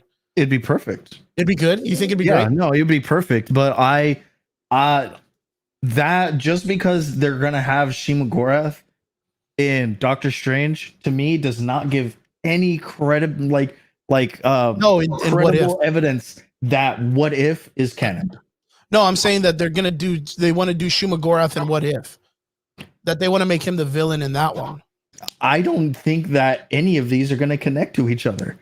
I think they will, like, I think all of these are just going to be isolated stories, very much like how Marvel Legends is. Like Marvel Legends. Marvel Legends is a thing on Disney, right? Yeah. Yeah. I haven't really seen it. Is it good? What's it about? It's just the backstory to every character. They don't harp on anything. It's more of like a documentary. But but the thing is that, like, even if they did, right? Even if they did make all of them together, you know, I really, really don't see a lot of like what's going on carrying over into the MCU. Now, like, I'm watching the What If story right now, and like, you see Doctor Strange talking with Peggy Carter, and you're probably gonna see a lot of other things going on. But well, there's a scene in there that it's Wanda getting jizzed on by Spider-Man. Well, 3 different areas of Spider-Man. There's like 3 spider webs hitting her. And then she just like explodes out, which we know that in some way, some weird way, that in Doctor Strange Multiverse of Madness, we are getting Wanda, Doctor Strange, and we've heard Spider-Man in the Multiverse of Madness. So I know that he's rumored, but I haven't heard anything definitive about that yet. Yeah, I mean, that's just from what we've heard. And the reason that I say that is because Multiverse of Madness is already done filming. Oh yeah, they already filmed it. Yeah, I know that. But and the reason that, like, I'm not giving a whole lot of precedence to that is because we have yet to say or yet to like see anyone be like, oh, Tom Holland on the set of Multiverse of Madness. Like a lot of things are rumored until you either have the actual distributor say that it is something, or you have a set photo. Because you cannot dispute a set photo.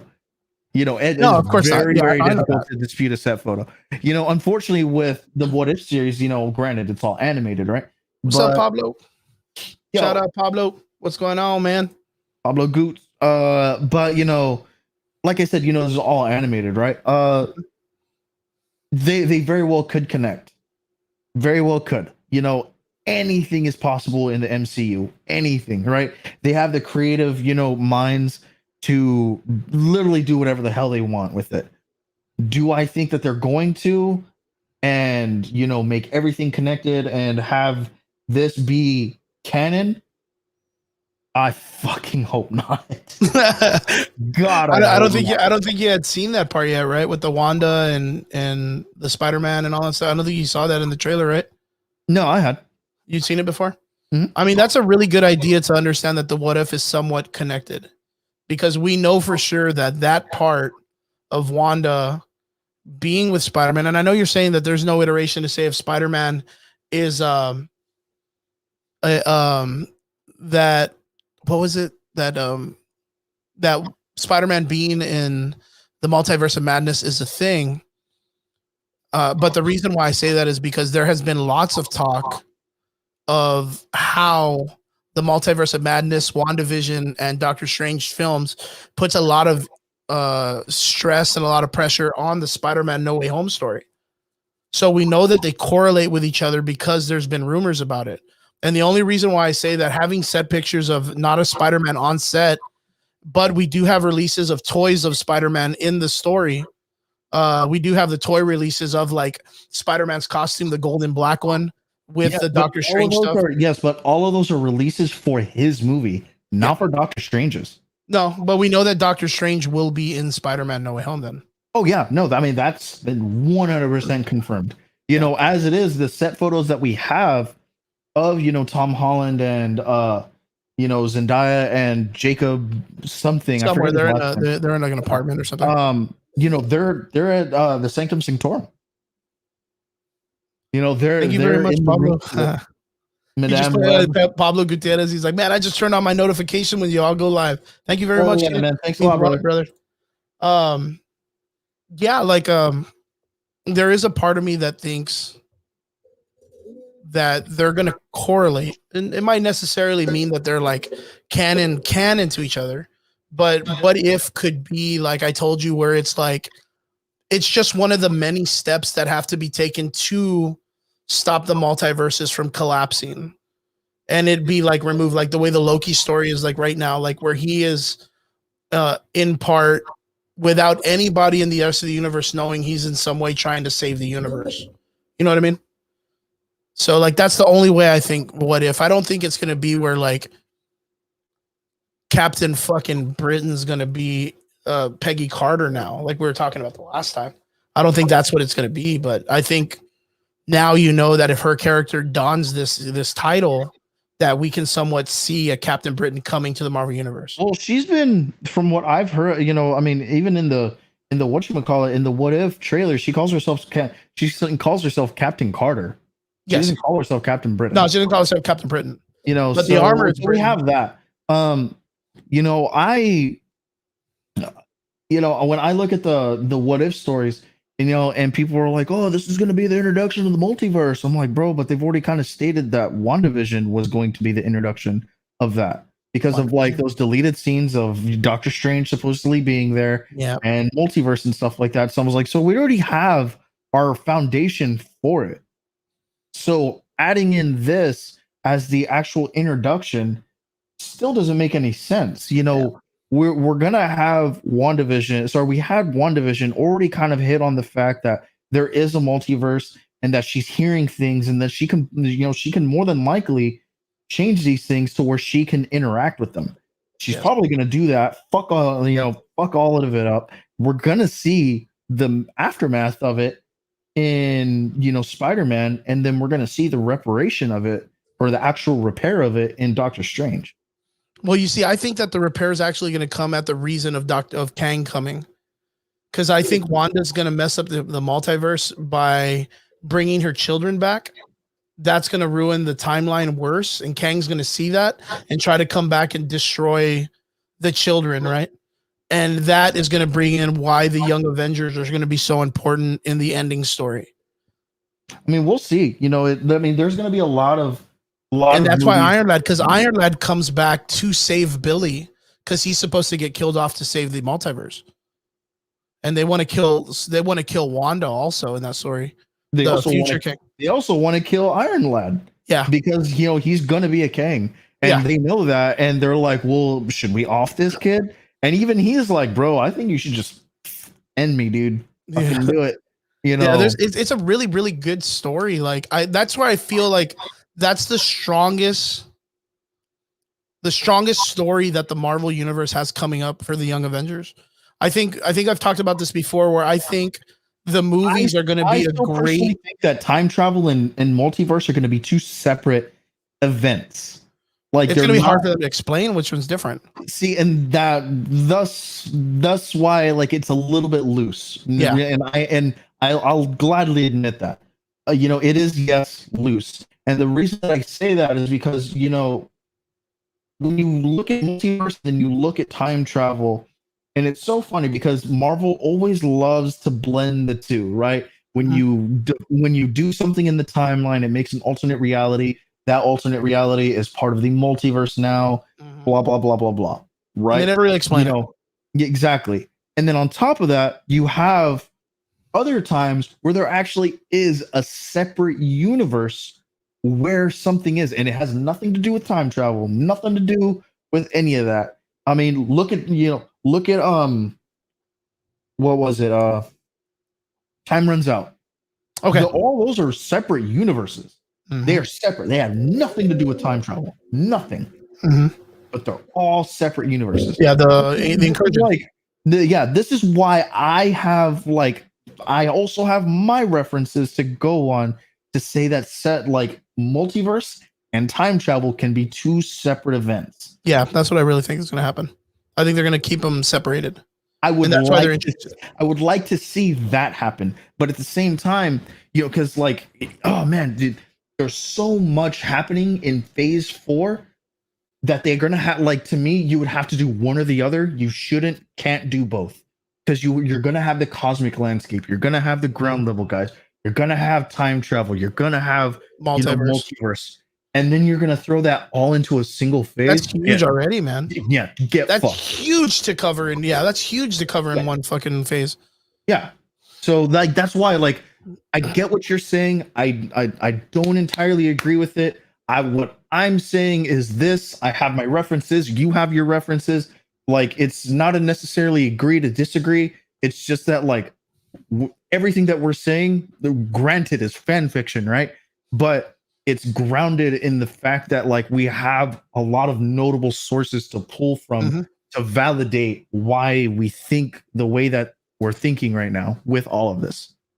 Excellent.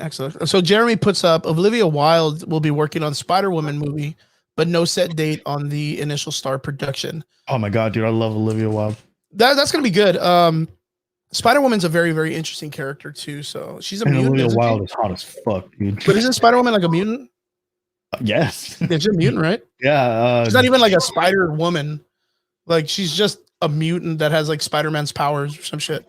It's very weird. I forgot, but she's a very interesting character. I was gonna call her Jennifer Walters, but I know that's She-Hulk. That's She-Hulk. Yeah, it's Jessica Drew. And we're not even that far from having, of course, the Hawkeye film or the story, the Miss Marvel and the She-Hulk.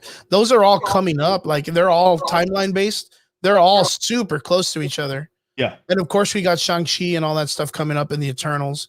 And we're gonna have Moon Knight. Moon Knight. Yeah. And okay, so this is something I think Moon Knight is going to reintroduce Taskmaster. I can see that. I think that's where they're going to bring Taskmaster, and I think Moon Knight is going to either train with him or something, but they're going to reference her in that story. Since now she's got her academy, that's what I'm going to go off of. What else? I was going to say something. Okay, so another question that I had for you is this goes back to the Falcon and the Winter Soldier. Send it. The Falcon and the Winter Soldier. Okay, Sharon Carter. Sharon. Who do you think she's working for? Dude. So we do understand that recently we had the actress. I don't know if what's her name, Emily Blunt or no, Emily Van Camp. No, that's her. That's the actress's name. But that's the one that plays her, right? Yes, that plays Sharon Carter. Yeah. Okay. I'm not looking at that one. What I'm talking about is the girl that played the Game of Thrones chick. Emilia Clarke, right? She is told to play.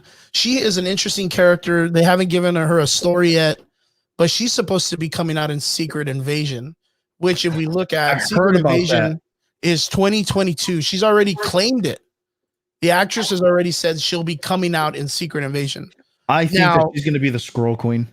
Okay, good. Okay, good. That's 100% where my theory has gone behind is 100% she is playing the Scroll Queen. Now, the Scroll story is very diluted because of what Captain Marvel's story did to him.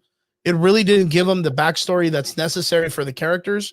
Plus, we don't have the introduction of the Illuminati yet, which I can't wait for them to introduce the Illuminati. But we don't have that introduction where they come out and they threaten the Skrulls, and then the Skrulls take their powers and fucking drop them off. They fucking alien abduct them and shit like that, and start getting ready for the Secret Invasion. My question is do you think it's Emily Clark's queen at the ending of Falcon and the Winter Soldier that Sharon Carter is talking to? I think it would be kind of shitty if it was. So do you feel the introduction of the Secret Invasion having something like the Power Broker involved and all this stuff that it would be like, eh? I don't think so. The reason being is because Secret Invasion is primarily a scroll story. And even then, I mean, you kind of have to look at it, especially with the way that the scrolls are being have already been introduced to the MCU. Mm-hmm. And if anything, they're more like refugees. Yeah, so it's not even like a villainous idea. Yeah, they have no villainous role outside of the fact that like they had a beef with the Kree, and the Kree were actually the bad guys of the Miss Marvel movie. Mm-hmm. So that's why it's kind of like, bro, like you have a weird twist of what's already like established in the comic books to what's going on in the MCU. Another great and notable reference would be Manape in in Black Panther. He's a villain. That guy is a villain, straight villain of Black Panther. That guy in the MCU would fucking die for Black Panther. No shit. So I don't know. It was something interesting that kind of came to mind. Through and through, I'm gonna put a bet down. And it sounds super weird for me to bet this early in the game, but I am going to bet that Sharon Carter is talking to Old Man Cap. Dude, they would. Oh man, if they're talking to Old Man Cap with what she's doing and the fact that like she's so nefarious now, I'd be very disappointed in Old Man Cap. I mean, because I'm telling you, there's something wrong, man. Like. The thing is right now you have a beautiful storytelling of Captain America. But where do you go from here with Captain America? Like even right with the Falcon and the safe bet is just to hand over the reins to Sam Wilson. Right. But then where do you go? That's the thing. Like, it's one of those things that I always kind of harp on. You could always just let the MCU do their thing and just tell his story. Right, because like all of his comic books kind of are not good, right? Yeah. And if anything, the MCU is pretty good at changing, source material and making it fit into a cohesive story that's very easy to digest. And on top of that, it's very, very appealing to the public. Yeah. They know exactly what the public wants, and that doesn't always fall in line to what comic book readers want. So okay. If it's not, here we go. I'm going to ask a crazy question, brother. If it's not Old Man Captain America, what if it's young Captain America? Well, Chris Evans and Kevin Feige have both said that he's not coming back. Oh yeah, but then we could say the same thing with Harley Quinn, man. Did you hear about that? That Margot Robbie's done? Yeah. Good, let her. I mean, yeah, she's the only one carrying the DC universe. She's the only person carrying the DC universe. Right, dude. I'm sure her back hurts from fucking carrying the DCU carrying the goddamn movie. Yeah. Margot Robbie just recently came out and said that for right now, she's done with Harley Quinn's character. Good. But the reason why she says it, she gives a really good explanation, which is I could 100% agree with Chris Evans and Robert Downey Jr. and Scarlett Johansson, Chris Helms. I can agree with all of them. The reason why is because literally from Birds of Prey, she put a lot of work into that movie. You know, she put her whole body on the line, only for it to get shit on. Yeah, a lot. And then from right then and there, jumps into James Gunn's Suicide Squad. Yeah, like without even like, you know, hey, let me get some vacation time. Like jumps right into it. And right now, they've already had like a first initial viewing of the Suicide Squad. And I heard it was not that well. And a lot of people were like, wow, that was really fucking weird and grotesque and like a really vulgar. And it's kind of like, wait, is this what DC is going with? Like, yeah, I've heard a lot of like, I've read a lot of articles. Granted, not from like the absolute most reputable places. You know, this is in Variety, Hollywood Reporter, but it's enough though. Times. But you know, but it's enough of the same narrative where they're like, bro, this is really dark. Like really dark. You are touching on like the horror aspect almost of your. I mean, I think it's more in the sense of like the Toxic Avenger. I don't know if you remember that back in the day. Okay, so James Gunn and his friends are all like huge fans of like that storytelling where it's like they'll do like borderline like nudity, a lot of like dick and ball jokes, and like they're very much about that. So like when they were like, yo, they're gonna let James Gunn take the reins on Suicide Squad, I was like, oh god, no, this is gonna go horrible. It's just gonna be a bunch of sex jokes and I really thought that, you know, when he was gonna do it, I was like, all right, dude, he's gonna give a Guardians of the Galaxy spin. It's probably gonna be a lot funnier and have better jokes this time. You know, okay, cool. Yeah, and then like when it all came out where it's like dick and ball jokes and that was vulgar, man. Yeah, I was like crazy. Yo, dude, you can go ahead and have Dave Bautista, bro, because I mean the MCU will survive without him. Yeah, definitely. So what if because we've talked about this before and it's interesting now, and now we have this big switch in the universe, like even right after Loki leaves, the ending of Loki's meet with Kang or Immortus, he then shows up at the Time Variant Academy or place, and the entire place is now changed. So we know 100% like Marvel is willing to like change everything on a fucking swip. You know what I mean? Mm-hmm. Like they're willing to. So like the idea of Loki's timeline of when he leaves with the Tesseract, but you know, young Captain Avengers or young Captain America gets caught by the Hydra dudes and all that other shit, right? Like we know that there is a possibility that there is a young Captain America and an old Captain America in that timeline now, because the young Captain America wouldn't need to travel back into the future or into the past. I'm sorry, to go deliver the stones. Right. So we can almost theoretically say, okay, cool. Like there may be a possibility that there are two Captain Americas, one young and one old. So I don't know, like there's just a part of me that I think it's one or the other. But the problem with it is that Sharon Carter would have to not be in the same moral regard as the original Sharon Carter or the rest of the resource material from the comics, because she was against Steve Rogers for being evil. Anytime he went evil and wasn't about S.H.I.E.L.D. and all this shit, she fucking like, she would instantly slap the shit out of him. So yeah, there's a part of me that I think it might be Steve Rogers that's at the end of that conversation. I just don't know which one it would be. So. If it is, it would be one of those things I'd be like, oh, we called it like super fucking early. I would be like, oh, my friend John, he says Countess Valentina Allegra de Fontaine is working with Sharon Carter, I think. It's a possibility. There's a possibility. I think she's working more with Thunderbolt Ross. I see them creating the Dark Avengers. I see maybe old man Steve Rogers creating the Secret Avengers. I see the Black Widow's team creating the Winter Guard, and everyone trying to get at that whole like we need an Avengers team. Everyone wants that. Everyone wants that clout, man. Same thing with the Eternals coming out because we just had technically in the MCU we just had Avengers disassembled. And the only team that saves them, this goes right back to what we're talking about resource. The only team that saves the Avengers after Avengers disassembled, the Young Avengers. The Young Avengers is what brings the Avengers back together at the end of that comic book line. So again, we have the Young Avengers being at the forefront of the idea. We even have the Asgardians of the Galaxy, which we got it very, very early in the comment section that someone said that they would love to see a Beta Ray Bill, which he is part of the Asgardians of the Galaxy.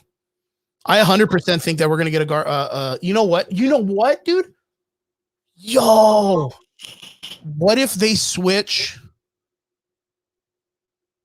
War Thor with Beta Ray Bill's storyline? It could happen. It'd be the safer bet. Amazing, dude. It would be the way safer bet because they would need to introduce the ultimate hammer. Yeah, and there's no way to do that right now unless they kind of like mix it up with like maybe the original hammer of the timeline that's not around anymore survived.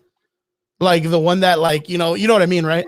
Yeah, and even then, so like it's super weird that you mentioned that because like in the shirt, where like everyone's like, oh my god, everybody's got a hammer.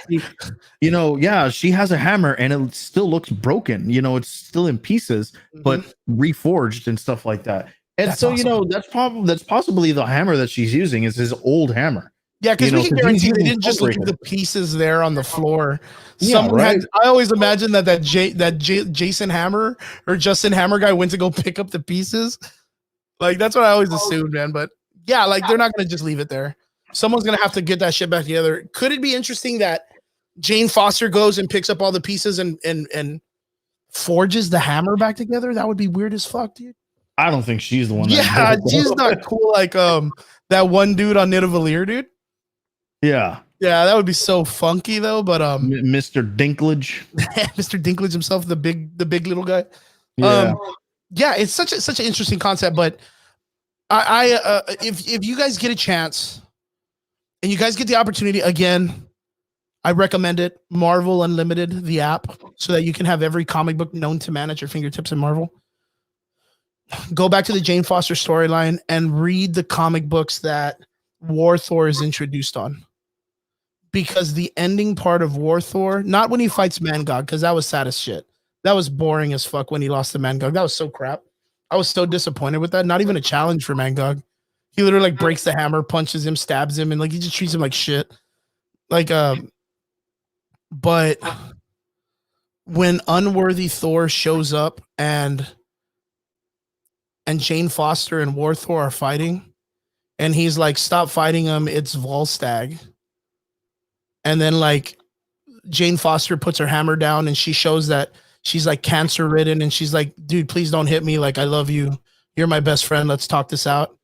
And then like the next scene is like Volstagg crying, sitting on like a stump of a tree, and Jane Foster's holding him. Like that was one of the most touching, fucking hands down, one of the best stories I've ever seen for a side character ever written in a Thor story. For me, it's when he's in Muspelheim and the babies, right? Yeah, with the kids. Well, that's the thing. He has to like, it's all the PTSD. He has to explain to her because she didn't know that was Volstagg. So then you get to see someone else take his pain.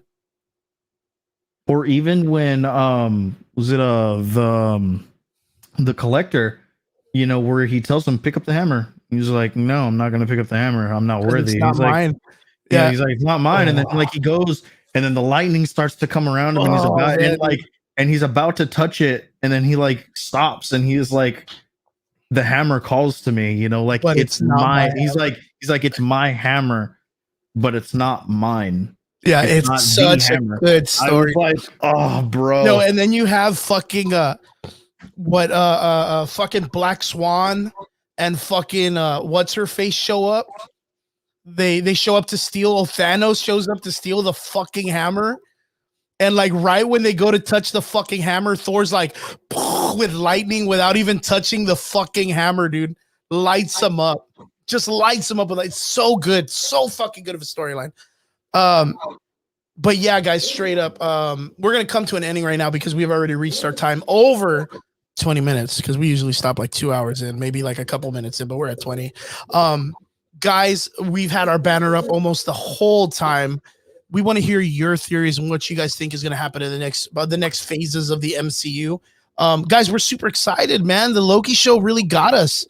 It really got us into understanding. Like, first off, we did not think that there would literally be Jonathan Majors like there on the set of Loki playing a character that he came out in the news months ago and was like, who the fuck is that? I haven't even been talked to about that. Like, do you remember that? Oh yeah. Like, they fucking came out. He was like, who the fuck is Kang? Like, I don't even know what you guys are even talking about. And he had already filmed the fucking scene, dude. Like, he knows Kang. You know, he knows his stuff. No, he even talked about it in if I remember correctly, they sent him like a gift. I mean, he'd already gone out and said, like, bro, I'm not Kang. Like, you know, they're like, bro, but we know that you. We know you are. Like, well, dude, me. No, it's not me. That is so crazy, dude. Okay. I was floored when the elevator opened up and it was him. I was floored when because we finally got what all the other shows had promised to give us, which was like a big character reveal.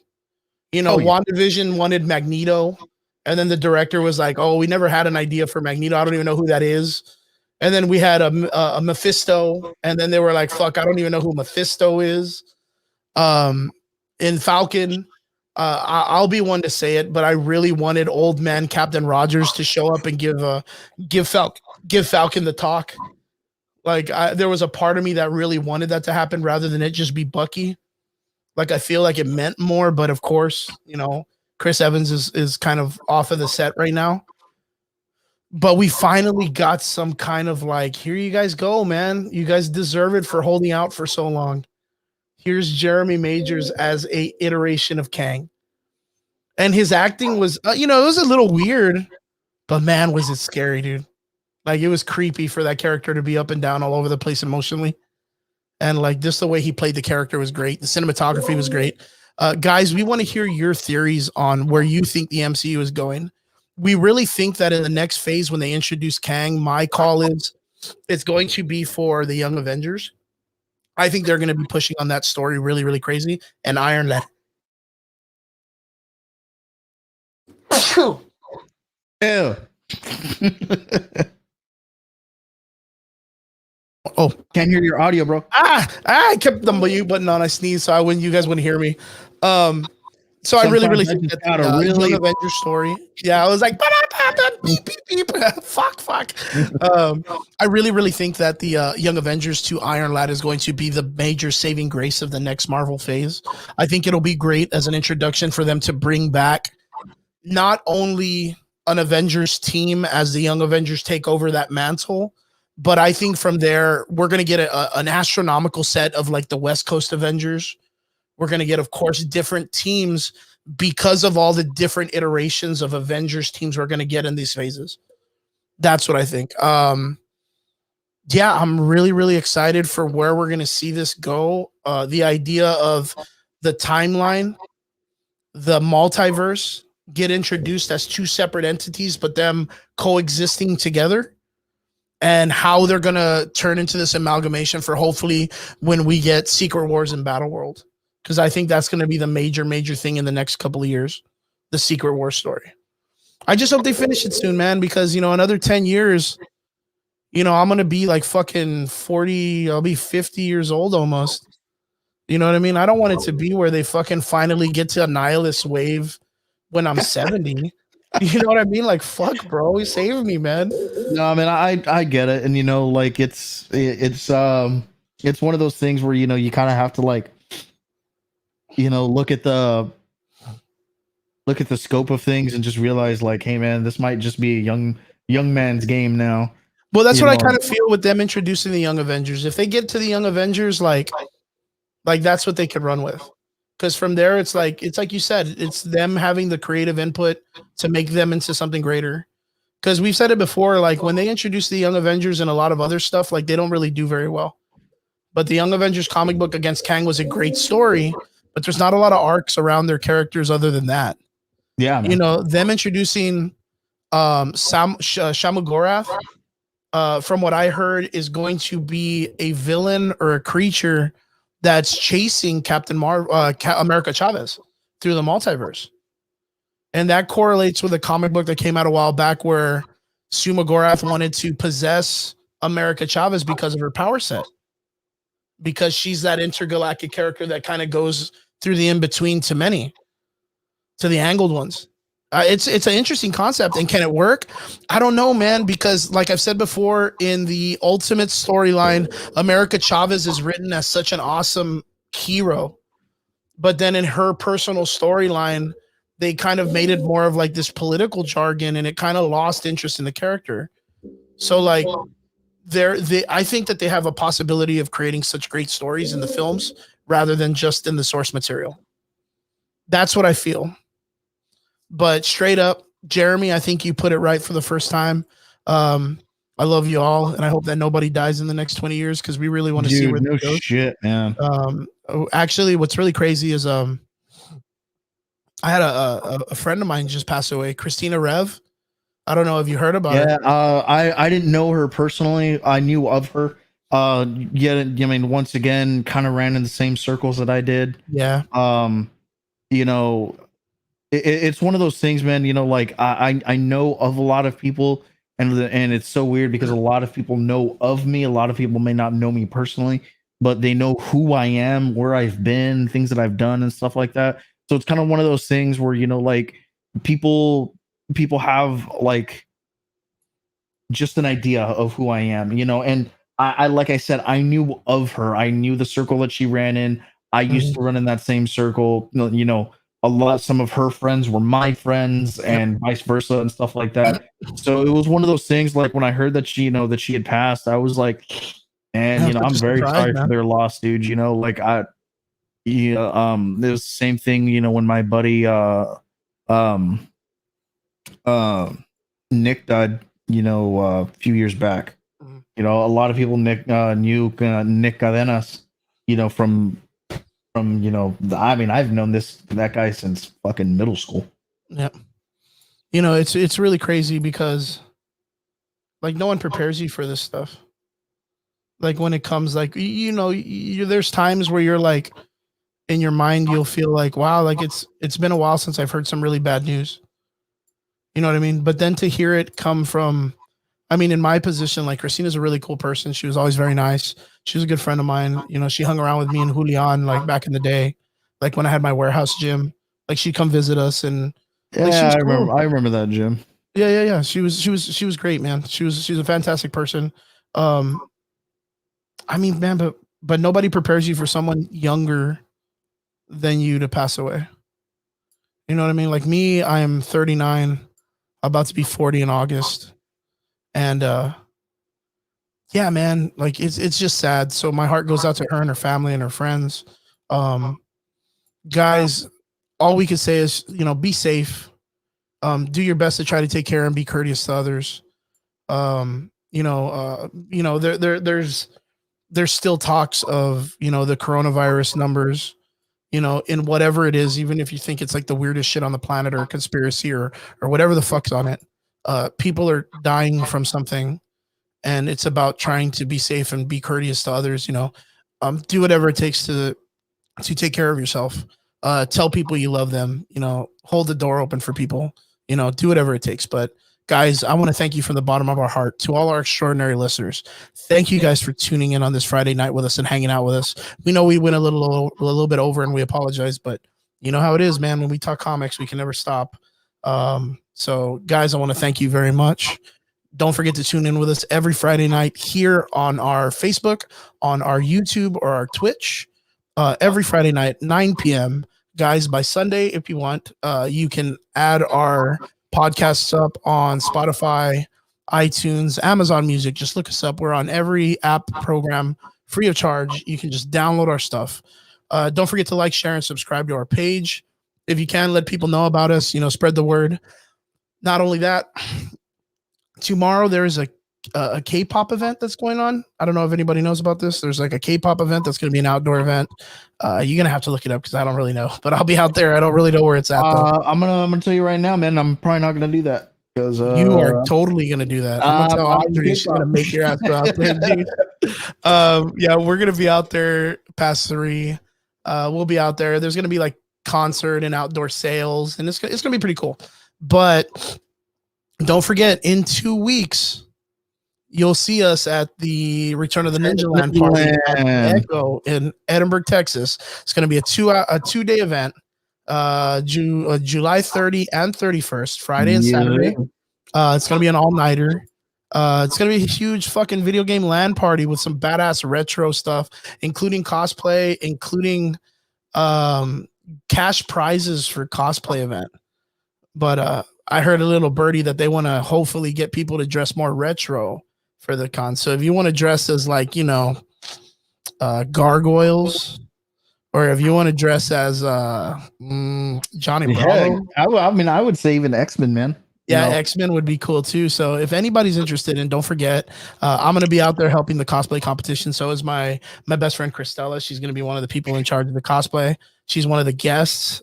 Same thing with a friend of ours named Lauren, I believe. Lauren's going to be out there. We try to get some other people too. So it's going to be great. It's going to be fantastic, guys. A bunch of video games. They just dropped the idea of having like Quake 2. I'm so excited just to see all of this kind of come to fruition. Of course, we're going to have 3 bands playing Saturday night, including our boys of Sonic Boom. Dude, it's going to be amazing. It's going to be amazing. Yeah. July 30, 31st. Go check it out. Return to the Ninja Land. We're going to be there. Come visit us. Actually, we're going to be doing our podcast live Friday night from the event itself. So we hope to see you guys there. Come by, check us out. Guys, thank you again so much to all our extraordinary listeners. Thank you for tuning in again with us here on the Average Boys Podcast. We'll see you guys again next Friday here, sharp, 9 p.m. Don't be late. And don't forget to clean your cake holes. Right? Is that what we say? Clean your cake holes.